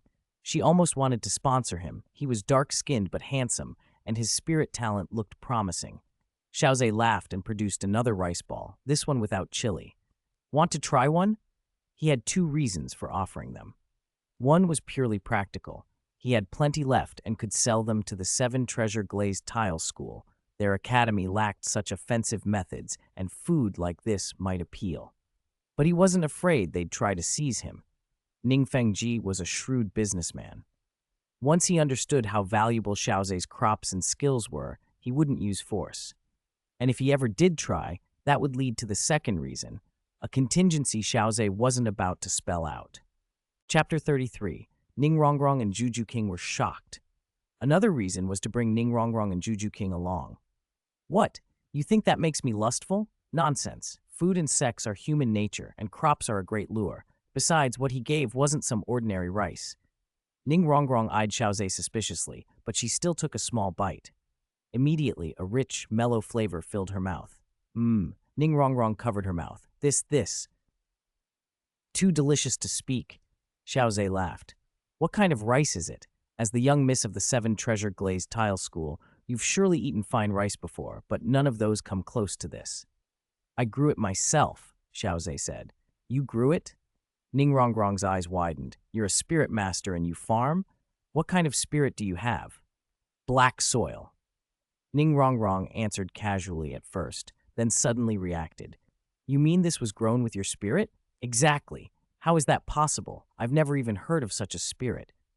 Ning Rongrong shook her head. "You just haven't seen it. The world is vast and full of wonders, let alone spirits," Xiao Ze said with a grin. "That's true." Ning Rongrong nodded, then said, "Now feel your body." Ning Rongrong felt inside herself, and her eyes widened. "This rice, it actually does something?" "Did you expect it to be just ordinary rice?" Xiao Ze replied. Ning Rongrong stepped forward and pressed a hand to Xiao Ze's shoulder. A sweet fragrance assaulted his nose and he swallowed. "What do you want? Can you sell me some?" "Is that all? Since you're pretty, I'll give you some." Xiao Ze reached into his bag and handed her a pouch. He then began to explain the other crops. "You already tried the rice. This wheat increases spirit power, and these." As he listed the effects of each crop, Ning Rongrong's breathing grew rapid. She hadn't expected a black soil spirit to produce such incredible results. It was astounding. "No wonder your spirit power is so high." "I remember my innate spirit was only level 2 back then," Xiao Ze murmured, looking out the window. "Innate level 2, and now you're already level 28. This wheat is too powerful." Ning Rongrong stared at him as if she could devour him. She even considered bringing Xiao Ze back to the 7 Treasure Glazed Tile School. His crops would transform them. "Don't give these to Xiao Wu," Xiao Ze said suddenly. "Why? Do you have a grudge against her?" "Sort of. It's mainly because of Tang San's master," Xiao Ze said with a shrug. "As for Juju King, letting her have the crops would be even better. If she wanted to grow stronger, following him would be ideal." Xiao Ze didn't bother with subtlety. If he wanted something, he'd take it. "Yu Xiaogong?" Ning Rongrong asked. "Exactly. Yu Xiaogong isn't very bright. He saw how fast I cultivated and called me an evil spirit master. Don't mind him. He's a good-for-nothing who probably won't break level 30 in his life." Ning Rongrong looked down on Yu Xiaogong. Her father had mentioned he liked to lean on women. I'm going back. Ning Rongrong wanted to try the crops. Come back and knock next time, Xiao Ze said. Got it. Ning Rongrong skipped back to her room. Juqing, look at what I brought from Xiao Ze. She was clever and had seen Xiao Ze's intentions when he chatted with Juju King earlier. Not giving the crops to Xiao Wu meant he didn't think highly of her. Other men she ignored. Tang San was a lunatic, Dai Mubai a lesher. Only Xiao Ze seemed decent. What? Juju King emerged from cultivation, curious. These can make you stronger, Ning Rongrong said. Juju King's interest was piqued, but she frowned when she saw they were just crops, though unusual ones. These? Food. Exactly. Don't underestimate them. Xiao Ze cultivated them with his spirit. They can boost your body and spirit. Ning Rongrong smiled. Really, he processed them so you can eat them directly. Try them. They're delicious. Juju King picked up a few grains and ate them. Her spirit power stirred slightly, almost imperceptible, but definitely real. Her fingers trembled and her eyes flickered. Given a larger amount of wheat, she could quickly catch up to her older sister. Is it useful? She asked. Ning Rongrong advised. Don't tell anyone else about this. Juju King nodded solemnly. Can I buy some from him? I don't know. It's still early. We'll see. This should be enough for now. Ning Rongrong also wanted to buy some. Okay. The next morning, a loud banging woke Xiao Ze. He opened the door to find Ning Rongrong standing there. Young miss, it's early. Did you get up this early? He said, surprised. This wasn't like her at all. Come on, let's go for a walk. This is an academy. Let's look around. Ning Rongrong grabbed his hand and pulled him out. I need to wash up first. 15 minutes later, Xiao Ze and Ning Rongrong were strolling through the village. They spotted Tang San and Xiao Wu. Tang San glanced over, surprised to see Xiao Ze with Ning Rongrong, and his thoughts flicked to Oscar, who seemed to be having some trouble. Ma Hongjun, don't come looking for me anymore. We're over, a young woman said firmly.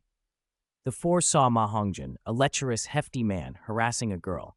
Kuihua, haven't I been good to you? He slurred. You've been good to me, but we're not right for each other. I can't do this anymore. What do you mean you can't do this? Even if we break up, we should do it one last time. Ma Hongjun reached for Kuihua. Xiao Ze's mouth twitched. Is this Ma Hongjun? No wonder he's such a regular at brothels. Ma Xiaotao hadn't been this outrageous. Even if she had problems, she was still a person. Ma Hongjun was an animal. Let go. Xiao Wu stepped forward. Xiao Ze and the others followed slowly. This is between us. Get lost. Ma Hongjun spat. Watch your mouth. Ning Rongrong snapped, frowning. She couldn't stand such a disgusting man. Hey, little girl, you're pretty. How about you come with me? Bang. Xiao Ze's kick hit like a battering ram. Ma Hongjun went flying as if swatted away by a giant hand. Shut your stinking mouth, Xiao Ze snapped. Ning Rongrong clasped her hands, cheeks flushed. Did he act because of me? She reminded herself she couldn't marry a support-type spirit master, except Xiao Ze wasn't one.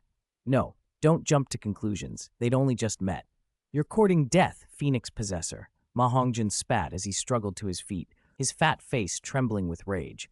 His short hair lengthened in an ugly mohawk, feathers sprouted along his arms, and his hands turned into claws. 2 yellow spirit rings rose slowly from under his feet. A phoenix? Are you sure it's not just a common chicken? Xiao Wu laughed outright. Ning Rongrong couldn't help smiling. This spirit really was strange. You're courting death. Ma Hongjun shot out a string of phoenix fire. Xiao Ze frowned. In the next instant, Shimang appeared in front of him, a multifaceted prism that bent the flames away. Ma Hongjun froze for a heartbeat at the sight of a purple spirit ring on Xiao Ze's side. Then the deflected phoenix fire curled back and burned him instead. Ah! Ma Hongjun screamed as his own fire recoiled and scorched him. Damn it! Second spirit ability. Phoenix in flames! His body was soon swallowed by raging fire that both neutralized the deflected blast and amplified the power of his next strike. Phoenix Firewire! The attack was deflected again. This time, Ma Hongjun was quicker and dodged. He hadn't expected this person not only to have a rare 2,000-year spirit ring, but to be able to keep deflecting him. Ma Hongjun's strength was no match for Shimang. His attacks could never break the multifaceted prism. Unless he could catch them off guard. He stamped the ground and streaked forward like a red comet. Tang San pulled Xiao Wu away to avoid the crossfire. Ning Rongrong moved to the edge of the clearing.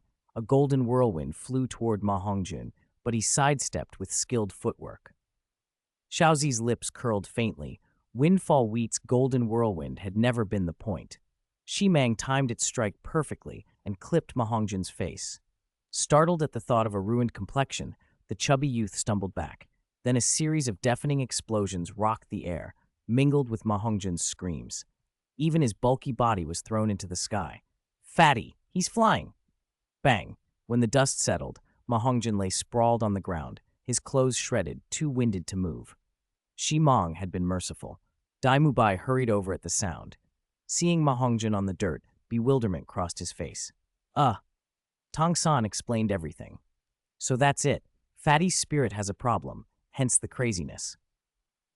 Dai Mubai started to launch into a lecture about evil fire and spirit maladies. Xiao Ze didn't listen. All the talk about evil fire was nonsense to him. The guy simply didn't cultivate properly. If you overexerted yourself to that degree, you collapsed, period. There was no mystical evil hiding behind it. As expected from a monster academy, strange spirits exist everywhere, he muttered. "So what are you going to do? Your girlfriend dumped you," Tang San prodded. Ma Hongjun rubbed his head and shot Xiao Ze an anxious glance. "I'll sort it out later." Soon everyone gathered on the training ground. Oscar was clean-shaven, looking like a different person, more presentable. He saw Xiao Ze and immediately summoned a sausage. "Brother, here's a sausage. No charge. Thanks." Xiao Ze bit in. It tasted as good as always. Ning Rongrong and Juju King lingered close. Xiao Ze noticed Juju King look like she wanted to say something, then glance at Ning Rongrong.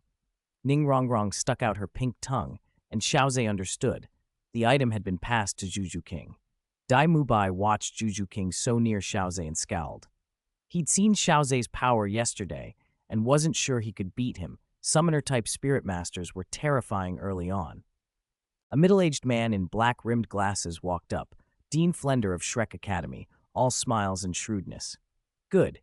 We've picked up 5 newcomers today. Each of you pay 100 gold coins to teacher Lei. Today you rest and recover. Oscar and Ning Rongrong, come with me. I'm going first." Xiao Ze didn't move at once. He wanted to see how Ning Rongrong would handle the escape. One could say Shrek Academy's training was crude. What was the point of running? As an upper-tier sect and a support-type school, hadn't the 7 Treasure Glazed Tile School trained better? Flender clapped his hands. "You are all support-type spirit masters. Your primary duty is to preserve yourselves and protect teammates. So you need solid physical fitness. Today's class, you will run 20 laps around the village." Xiao Ze turned to Tang San. "Do you think this kind of training helps?" Juju King nearby glanced up in surprise. The dean's words do make sense. "What he says isn't wrong," Xiao Ze conceded, "but how much will running alone improve conditioning? Wouldn't the 7 Treasure Glazed Tile School know better?" Juju King didn't answer. "It won't improve as fast as eating my crops," Xiao Ze added. "Can I buy some?" she asked. "We'll talk later. These will be enough for you two for a while," Xiao Ze replied. Juju King's earlobes colored. When Xiao Ze teased her about looking at him, she flushed and fell silent. From across the field, Dai Mubai watched the two talking and could barely hide his fury. Ning Rongrong managed only a lap or 2 before she started to feel faint. 20 laps were far too many. In her sect, intense exercise was always followed by expensive medicinal baths to replenish the body. There was no sign of anything like that here. If she got injured, who would nurse her back? Afraid of that, she pushed on for another 2 or 3 laps, then abandoned Oscar and padded back to Xiao Ze's side. "You're back?" she asked.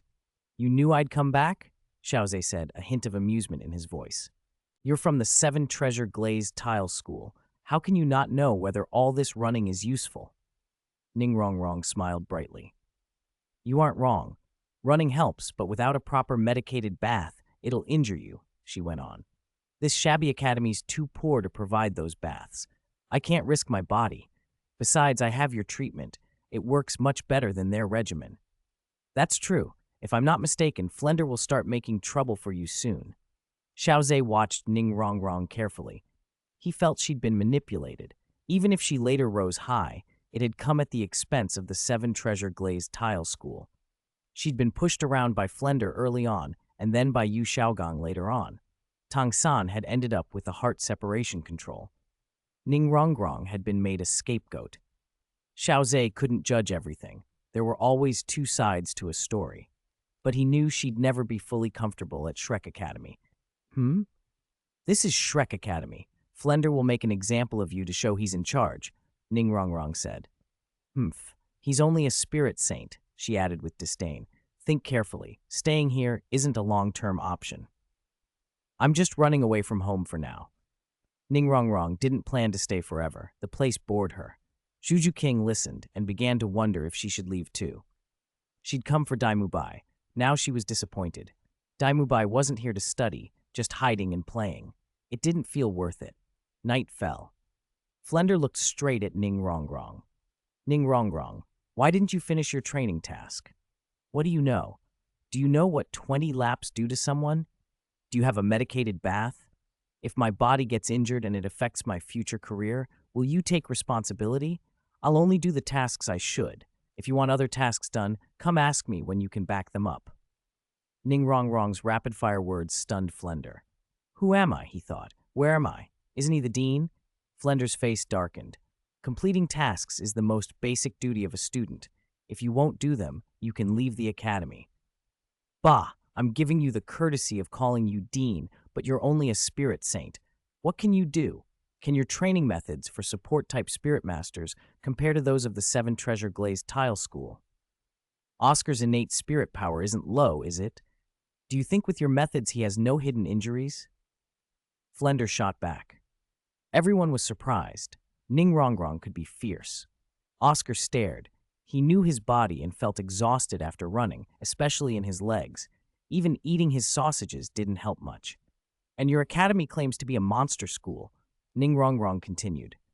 Is it really just to collect fees? Based on the students you recruit, they'd be geniuses anywhere else. Even Wuhun Academy would take them. So why come here? Xiao Ze secretly gave Ning Rongrong a thumbs up, as expected of the little witch, sharp-tongued and fearless. Flender's face grew darker. Ning Rongrong, didn't your parents teach you to speak respectfully to your elders? This is my territory.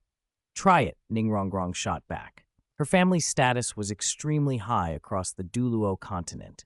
Flender stepped forward. Dean, I think you should be careful unless you want this academy torn apart, Xiao Ze said with a smile.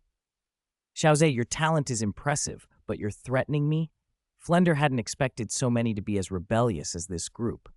Threat? Not really. There are some people you just can't afford to offend, Xiao Ze replied, rubbing Ning Rongrong's head. She blushed, but looked at him, surprised that he knew her background. Flender took a breath and tried to calm himself. Fine, if you think my training methods are lacking, then cultivate however you like, he said and left. Rongrong, you're amazing. Xiao Wu clasped her hands. It's nothing, Ning Rongrong said, a little proud. Isn't this bad? Oscar asked, unsure. Tell me honestly, could Flender's Academy train support-type spirit masters better than the Seven Treasure Glazed Tile School? Xiao Ze asked. Oscar hesitated. Of course, the Seven Treasure Glazed Tile School was superior. One of the upper three sects specialized in support techniques, but he couldn't say that to the dean's face. Daimubai and Tang San stayed quiet as well. This was the reputation of the Seven Treasure Glazed Tile School. Besides, if we can't protect support-type spirit masters and let others abuse them, won't that make us useless? Xiao Ze added. That's true, Daimubai agreed. Physical fitness is important for support-type spirit masters, but not everything. How so? Ning Rongrong asked. Think about it, Xiao Ze said. What kind of spirit master would break through to attack a support-type spirit master? Powerful ones, Ma Hongjin said. Fast ones. Those with clear objectives, Xiao Ze nodded. Exactly. The attacker's goal is to kill the support-type spirit master. Do you think a support-type spirit master can outrun a determined opponent relying only on their body? That's a joke. If a support-type spirit master tried to flee, it would be humiliating. So they really have no means of escape unless they have a spirit bone, Ning Rongrong said. She'd seen her father fight. He'd stand behind Grandpa Swordbone. So you only need to avoid being totally weak. Food-type spirit masters are even less exposed. You just make sausages. You don't even have to be on the battlefield. Food-type spirit masters were logistics specialists, Xiao Ze explained. Everyone listened and understood. What about other types of spirit masters? Zhu King asked. It depends mostly on the spirit itself, Xiao Ze said. Take Tang San, his blue-silver grass is already considered half useless. At that, everyone's faces changed. Tang San's power was obvious to them all. He forced a grim expression and suppressed the anger within. Why? He asked. For a spirit to acquire a spirit ring, it has to be a good match, Xiao Ze continued. Ask Dai Mubai and Juju King. Weren't their first few spirit rings predetermined by their families? That's right. The first 3 spirit rings in our family are consistent. The ancestors said they suit the white tiger spirit. Dai Mubai nodded. Exactly. Now look at yourself, Tang San. Do you know the deepest significance of the blue-silver grass? Chapter 36. Tang San hates Yu Xiaogang to death, the great spirit arena. What is it? Tang San hadn't really thought the question through. It's vitality, Xiao Ze said with a hint of disdain. It's the resilience that lets it regrow after wildfire or spring winds. So you should be pursuing a life support auxiliary path, not control. Control is a waste. He looked Tang San up and down. Besides, you also have the clear sky hammer. With life-giving blue-silver grass in one hand and the clear sky hammer in the other, you'd have healing and real combat strength. How is that possible? My teacher, Tang San started. Xiao Ze cut him off. Do you really think your teacher is amazing? A spirit master stuck at 29. How much could he possibly know? A rapid volley of questions and jabs shut Tang San up. Ask Rongrong, aren't blue-silver grass the most common spirit creatures on the whole Douluo Continent? That's true. That's true. Blue-silver outnumbers the soft-boned rabbit by far. You can find it almost everywhere, Ning Rongrong agreed. She had been stunned herself to learn blue-silver grass could possess spirit power. Such a useless spirit ordinarily was practically worse than a wooden sword. Do you get it? Also, your teacher always says, there are no trash spirits, only trash spirit masters. Don't you ever feel like he's talking about himself? Xiao Ze added. Everyone laughed, but Tang San's face was grim. Look at it this way. Your teacher's spirit is unique across the entire continent, a detached beast spirit. Could such a spirit be trash? Impossible. If there's trash, it's your teacher. Xiao Ze's words hit Tang San like thorns. He snorted coldly and left. Honestly, he can't stand the truth, Xiao Ze shrugged helplessly. Xiao Ze, what should I do about my spirit? Ma Hongjun immediately asked, but Xiao Ze brushed him off and left.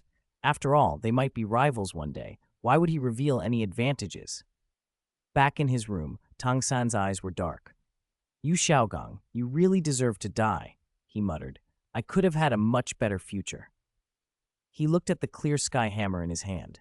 He knew Xiao Ze was right, but there was no going back. He had already gained 2 spirit rings. If he changed now, the first 2 would be wasted. He could only continue down the wrong path, but at least he still had another spirit. Right then, Tang San's hatred for Yu Xiaogang boiled over. The next day, Flender adjusted everyone's schedule and brought the group to Soto City. Xiao Ze was also eager to duel. What are we doing in Soto City? Ning Rongrong asked. That's where your lessons are. Flender pointed to a towering building nearby. It rose over 100 meters, immense. Dai Mubai's expression changed. Dean, isn't this a bit much? What's wrong with that? You're all monsters, Flender said, grinning. Today's lesson is practical combat.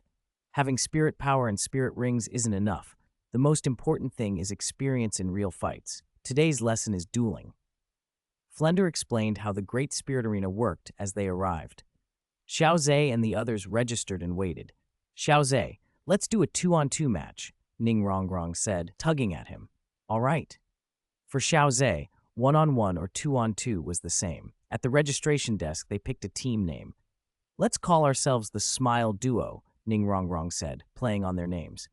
Soon Xiao Ze and Ning Rongrong were on the stage. Their opponents were a pair of brothers, each wielding massive iron rods, Chan Jun and Bai Lian. Kids, still coming to duel? Chan Jun laughed. You can laugh all you want, we'll beat you, Ning Rongrong shot back. Xiao Ze's presence was formidable. Pretty girl, but you've got a sharp tongue, Chan Jun sneered. None of your business. As the eldest young lady of the 7 treasure glazed tile school, Ning Rongrong had been spoiled as a child, and her temper was not small. But she was also the eldest young lady. She had the backing to be bold. Anyway, Xiao Ze would handle things. Prepare for battle.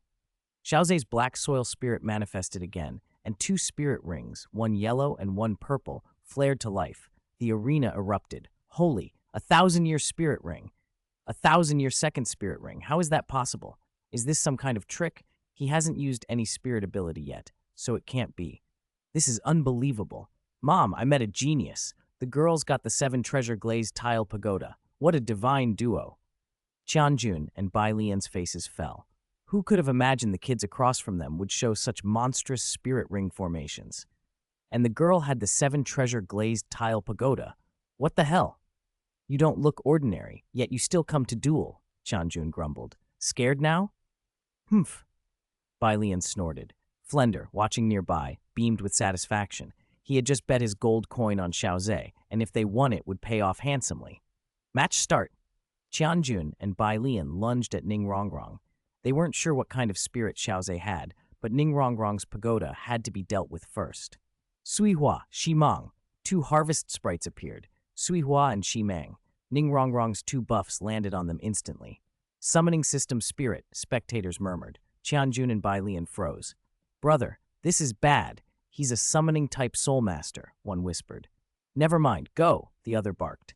Behind them, a phantom of a giant club materialized, and crackling sounds of strengthening echoed as their bodies were enhanced. Tianjun charged, swinging his oversized club at Suihua. Suihua flickered and multiplied into 8 rice stalk illusions. One of its ear-like crests whipped out and struck Tianjun's back with a snapping sound. His clothes tore and a wound opened. Damn, Tianjun hissed. Brother, Bai Lian rushed in, but was intercepted by Shimang. Get out of the way. Bai Lian smashed down. Shimang arranged grains of wheat into a multifaceted prism. Bang! The iron rod slammed into the prism and bounced back with tremendous force, striking Bai Lian in the forehead. He staggered, dizzy, barely able to stand. Xiao Ze watched pleased. Shimang was getting better at using the Chenshi prism, rebounding attacks at the slightest provocation.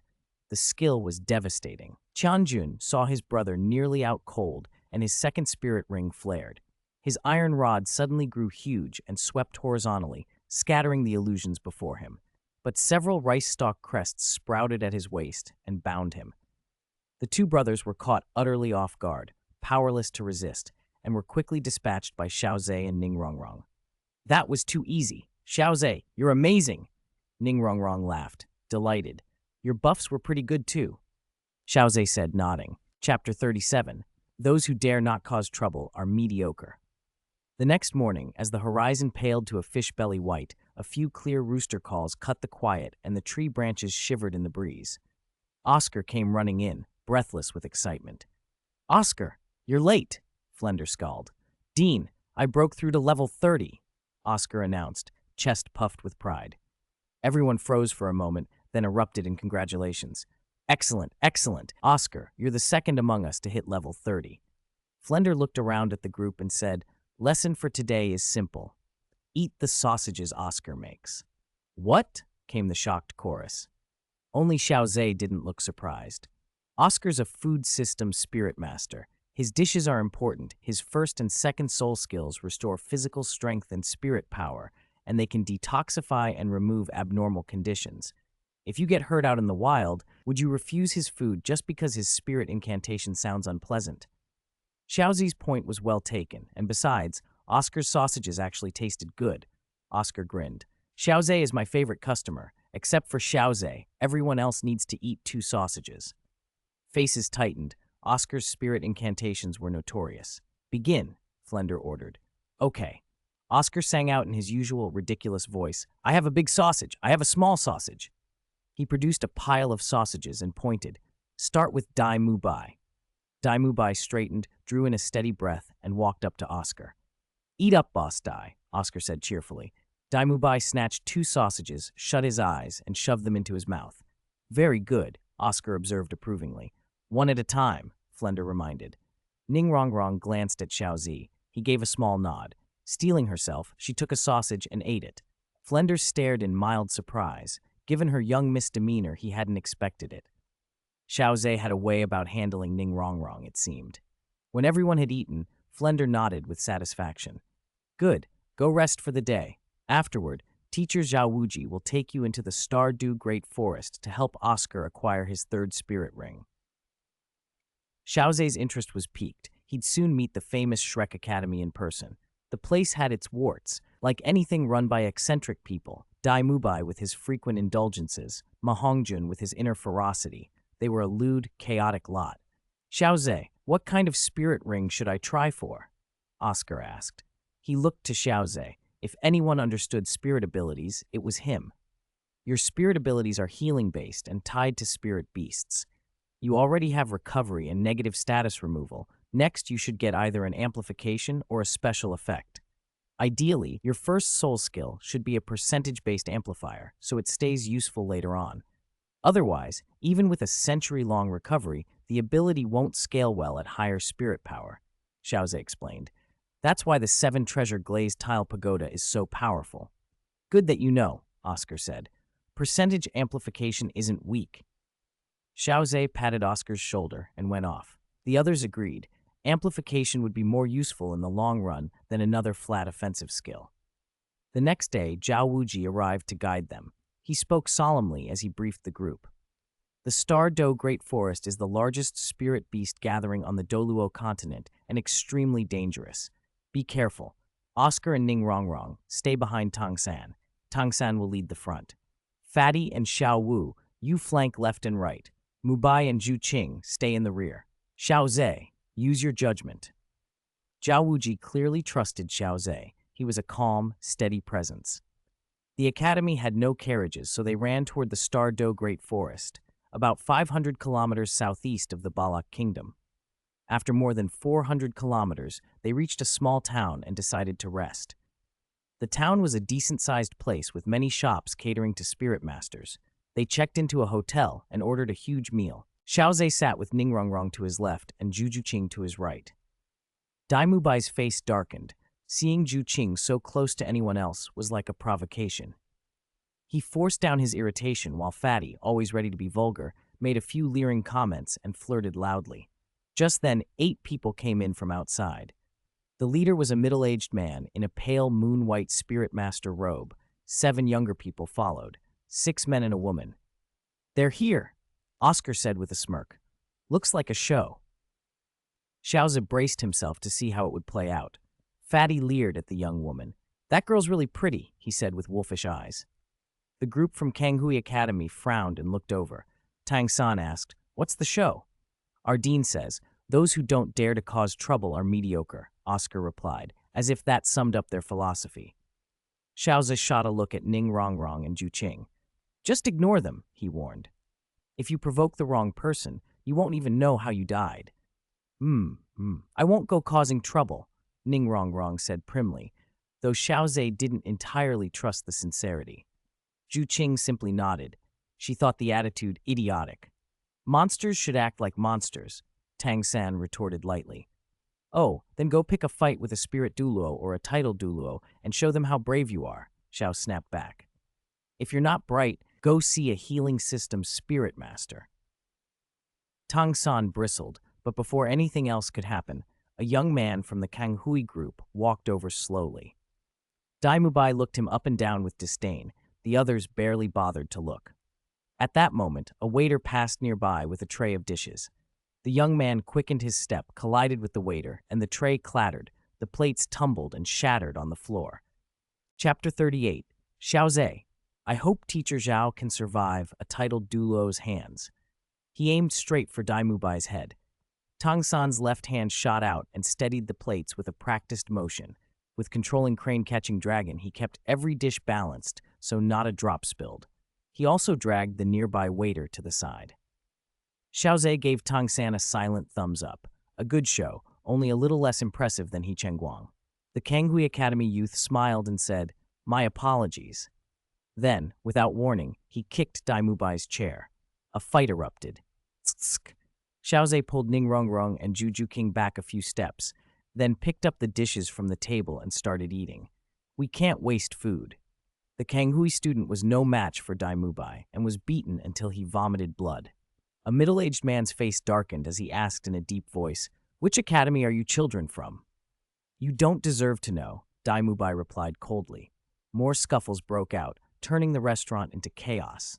Seeing Daimubai and the others' spirit rings and spirit power, Yejichu immediately stepped forward. Spirit Avatar, a white ring, 2 yellow, and 2 purple spirit rings appeared. Xiao Ze sneered. That configuration made him the weakest kind of spirit king, common enough, likely to peak at spirit emperor at best. Seeing Yejichu's spirit power, Daimubai's eyes flickered, and he glanced at Tang San. Tang San set his hands on the 24 moonlit bridges. You children are ignorant. Let your teacher handle this. You old bastard, you want to see our teacher? Ma Hongjun snorted. The restaurant owner had come out to mediate. Very well, I'll discipline you on behalf of your teacher. Yejichu stepped forward. He's over level 50, and his black tortoise is a good spirit. This will be troublesome. Tang San looked toward Xiao Ze and the others. The 3 of them were calmly eating. Why are you still eating? He asked. What do you mean? This is your mess. Don't drag us into it. We're just ordinary people, Xiao Ze said as he shook his head. Tang San and the others frowned. That sounded suspiciously like saying they weren't ordinary people. We're from the same academy, so we stick together, Tang San said, trying moral pressure. But moral blackmail failed. Tang San had no leverage.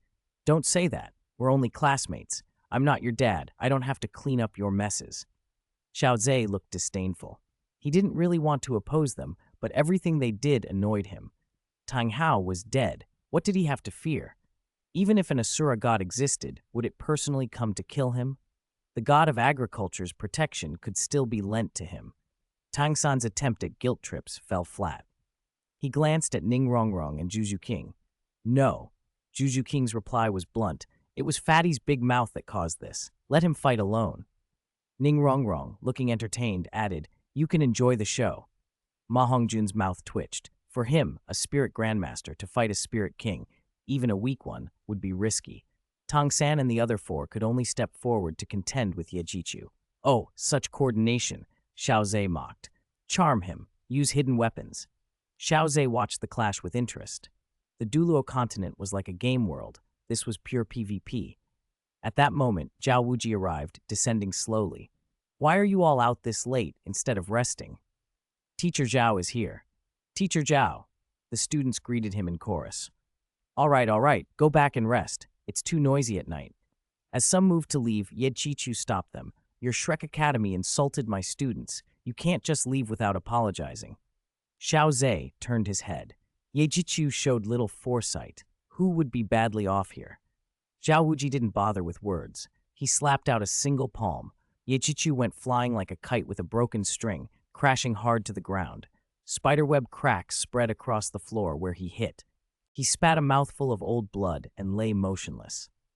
Teacher! The Konghui students cried, rushing to help their fallen master with faces full of horror.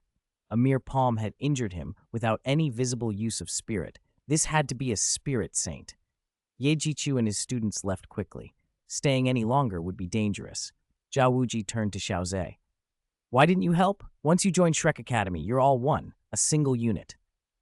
An academy is just an academy. What's this about being one unit? Xiao Ze scoffed. Teacher Zhao, you know who started it. So what? Zhao Wuji said seriously. Then I hope, Teacher Zhao, that when you provoke a titled Douluo in the future, you'll be able to survive, Xiao Ze shot back, cool and unrepentant. Zhao Wuji was momentarily at a loss. He hadn't been beaten by Tang Hao. Maybe that made him a little arrogant. He began, but Xiao Ze wasn't finished. You're just a teacher. I've had at least 10, maybe 20 teachers. He isn't my master, Xiao Ze said defiantly. You. Ma Hongjun started to scold Xiao Ze for his insolence, but Zhao Wuji cut him off. In truth, Xiao Ze had a point. They'd only known each other a short while, so their ties weren't that deep. Still, with Shrek Academy's training, they would learn. All right, go back and rest, Zhao Wuji decided, ending the matter. The night passed without further incident. The next day, everyone set out for the Stardew Great Forest. After a long walk, they finally reached its edge. A fresh, fragrant scent drifted over them, clearing the mind. Tall trees rose in dense rows. The earthy perfume mixed with the crisp air left Xiao Ze impressed. So this was the Stardew Great Forest. Truly magnificent. Listen carefully, Zhao Wuji warned. This isn't a protected park. It's dangerous. Don't stray far from me, and don't attack recklessly. Yes, the students answered.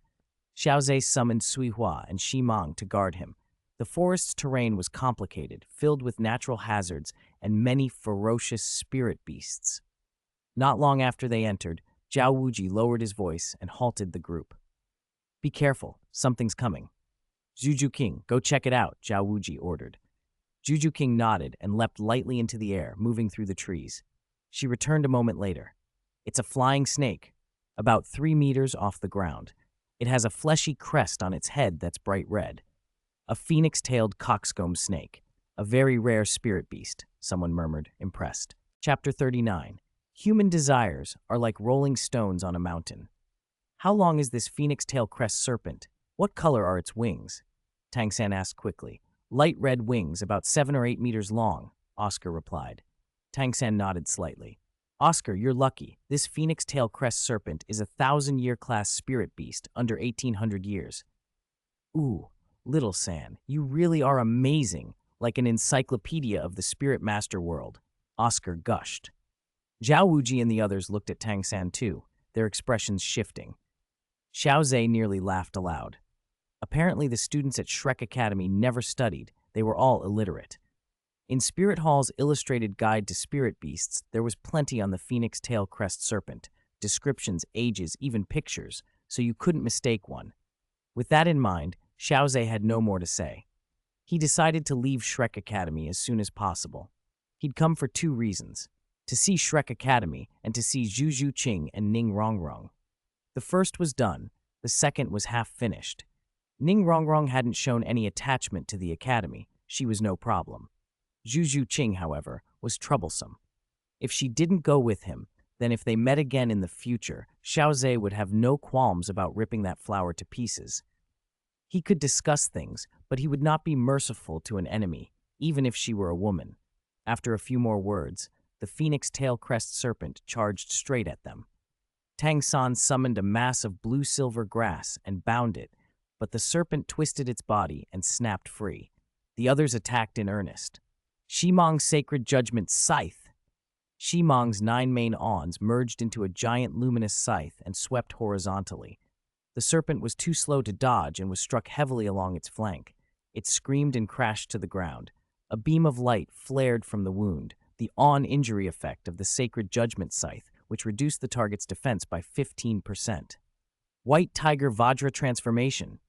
Dai Mubai, after amplifying, punched the serpent's head. Ma Hongjun moved to the serpent's side as well, his spirit imposing a heavy pressure that made the beast tremble.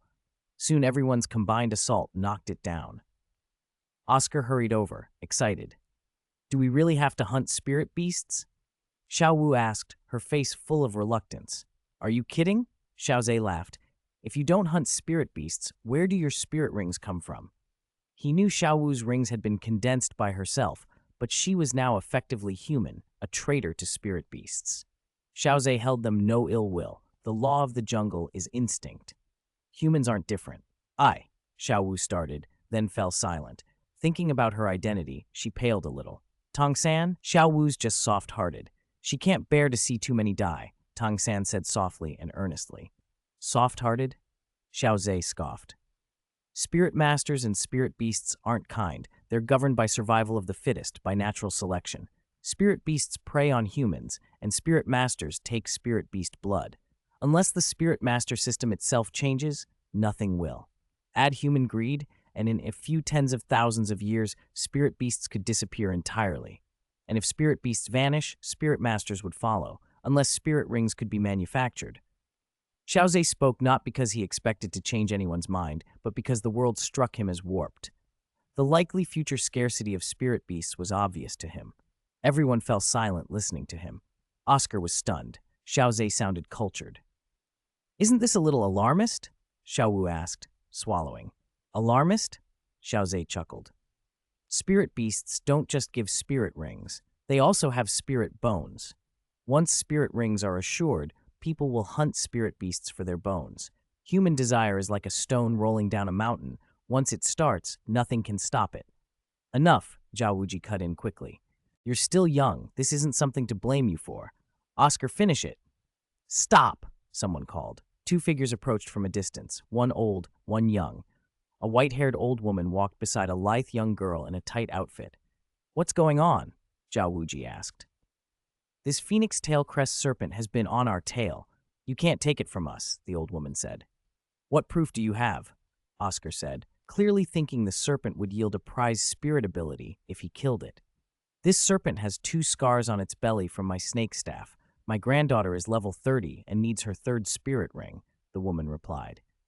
Zhao Wuji looked and saw the scars, then sneered. "May I ask your name?" "I'm Chao Tianxiang." "Snake woman?" Zhao Wuji exclaimed. "That's me and you?" Zhao Wuji, immovable king? Chao Tianxiang was astonished. Xiao Ze watched their exchange, somewhat speechless. Their probing made things more stable. If the newcomers were from a major power, it would be best to know quickly. After a moment's discussion, they decided to follow Spirit Master rules to determine ownership of the spirit beast. "I'll be the one to challenge him," the young girl, Meng Yuran, announced, pointing at Xiao Ze. Xiao Ze stared and pointed back at himself. "Me?" "That's right." Meng Yuran nodded. She was handsome in a different way, a mature figure, confident and unself-conscious, her waist moving with a snake-like grace. Oscar's face lit up. If Meng Yuran fought Xiao Ze, Oscar wouldn't get a chance at the serpent's spirit. Everyone assumed Xiao Ze's strength was only a little weaker than Dai Mubai and Tang San's, at least by what he'd shown, mostly through his hidden weapons. "All right," Xiao Ze said and stepped forward. The others made room. "I'm Xiao Ze, Spirit Black Soil, level 28 summoning type Spirit Grandmaster," he announced. "Meng Yuran, Spirit Snake Staff, level 30 attack type Spirit Grandmaster," the girl answered. She hadn't finished when she noticed Xiao Ze's 2 spirit rings, one yellow, one purple. Cao Tianxiang was stunned. "Your spirit rings?" she breathed. "Oh, 1,000-year spirit rings. Just average. I absorbed them by luck," Xiao Ze said casually. Those words made everyone's jaw drop. If he hadn't absorbed those spirit rings, his body would have been volatile. Was he saying he got them by luck? Zhao Wuji's lip twitched. The man had a serious tone and eloquent words, but now he seemed to be showing off. Still, a 1,000-year spirit ring was nothing to sneer at. Meng Yuran rallied herself. She had the stronger spirit power. The advantage would be hers. "Suihua Shimang," she called. 2 spirits responded. Chapter 40, The Soul Beast Contract, from the God of Agriculture, a summoning system soul master. Meng Yuran's eyes widened in surprise. This was the first time she'd ever encountered one. Snake Woman's face darkened. Her granddaughter's luck was awful, running straight into the strongest opponent. Not only did he possess a 1,000-year second spirit ring, he was a summoning system soul master as well. "Please." In an instant, Meng Yuran blurred forward and struck at Xiao Ze with her staff. Xiao Ze didn't dodge. Meng Yuran's mouth twitched into a smile. She thought he hadn't reacted, but the next moment, Suihua yanked her with brutal force and tossed her aside. Meng Yuran righted herself and landed gracefully. "You really intended to hit me head-on? How naive." A golden whirlwind shot toward her. Meng Yuran's second spirit ring flared. Her body went soft and sinuous like a real snake, bending into an impossible posture to avoid Shimang's blow. "What flexibility!" Xiao Ze couldn't help but praise. "Take this." First soul skill, Snake Blade. The tongue at the end of Meng Yuran's staff spat out a blade of cold blue light, laced with poison. Shimang used her favored Chenchi prism to instantly deflect the snake blade back. "What?" Meng Yuran hadn't expected her first soul skill to be so casually turned aside. She reacted quickly, but the reflected strike still tore her clothes, flashing a patch of snowy white skin. Tsk-tsk. Xiao Ze's summoned beast's deflection spirit ability is outrageous. It's like it can repel any spirit skill. Dai Mubai clicked his tongue. "It's a bit much," agreed Zhao Wuji. "It even deflected my spirit skill." Meng Yuran still tried to press the attack, but Suihua and Shimang kept her contained. Suihua created 8 illusions that closed in around her. "Oh my," Meng Yuran muttered. She couldn't even handle 2 opponents properly, and now there were so many. Overwhelmed, she was defeated by Xiao Ze within minutes. "I give up." She looked a little dejected. "That's for the best," Oscar said with a smile. Meng Yuran shot him a fierce glare. Oscar rubbed his head sheepishly. "Oscar, absorb the spirit ring quickly." "Yes. Do you want me to keep searching for spirit beasts with you?" "I'll go with you." Xiao Ze looked at Meng Yuran. "Huh?" Meng Yuran took a step back. "Why?" My grandma is still here, you know. Xiao Ze's forehead creased. He thought to himself, Sister, don't be overconfident. You're pretty and you've got a nice snake-like waist, but I'm only 12. He mainly wanted to avoid the Titan giant ape. Better to have Xiao Wu, with her little rabbit temperament, deal with it than risk anyone dying. This is necessary, he said seriously when Ning Rongrong hesitated. It was their rare spirit beast we found. I can't feel right if I don't help her find a suitable spirit beast. If you die here, will you expect incense burned for you? Someone muttered, an odd line that left everyone respectfully puzzled. All right then. If you can't find us, return to the academy, Zhao Wuji agreed. No, Xiao Wu blurted out anxiously. Everyone looked at her in confusion. She panicked and babbled. I just think since we're from the same academy, we should go together, right? Xiao Ze sneered inwardly. You ridiculous rabbit, I knew you were trouble. It seems so, Tang San said, nodding. Xiao Wu isn't saying that lightly. Tang San is almost level 32, you'll need to get spirit rings later. Having said that, Xiao Ze ignored the rest and left immediately with Meng Yuran. Damn it, you annoying rabbit, I'll eat all your brothers and sisters later, he thought. Xiao Ze, the god of agriculture's voice rang out suddenly. What is it, god of agriculture? Xiao Ze asked. That Xiao Wu is a spirit beast. I know. About what we discussed earlier, the relationship between spirit masters and spirit beasts, I've been thinking. The god of agriculture's tone turned solemn. As a divinity from outside the Douluo god realm, his perspective was broad. How so? The present system between spirit masters and spirit beasts is abnormal. If it continues, it will eventually collapse. It must be corrected.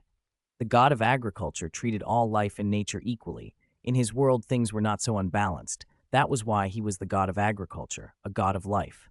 Do you have a solution? Xiao Ze asked. You probably have an idea already. The god wanted to hear Xiao Ze's proposal first. Xiao Ze answered, Soul spirits. Let dying spirit beasts become soul spirits. Use their power to grant spirit masters spirit rings and allow them to fight alongside their masters as partners. But the contract must be equal. Otherwise, it will accelerate system collapse. That was essentially how things had worked in the original history. Most spirit beasts were ultimately depleted. The spirit ring is only a small condensed portion of a spirit beast's power. The stronger the ring, the smaller the fraction. If soul spirits could be made, it wouldn't just improve the spirit master system. It would prevent waste of spirit beast energy. Soul spirits. The god of agriculture quickly understood. What you describe is feasible. I have observed your spirit rings. They are condensed forms of spirit beast power, and only a tiny part. If you can form soul spirits, the system will be far more complete. Xiao Ze had not expected the god to see it so clearly, but I don't yet have the ability to create soul spirits, nor the means to form truly equal contracts. Don't worry, leave that to me. You need only raise your strength and your mental force. When you reach the necessary level, you'll be able to do it. The god of agriculture sounded confident. Good.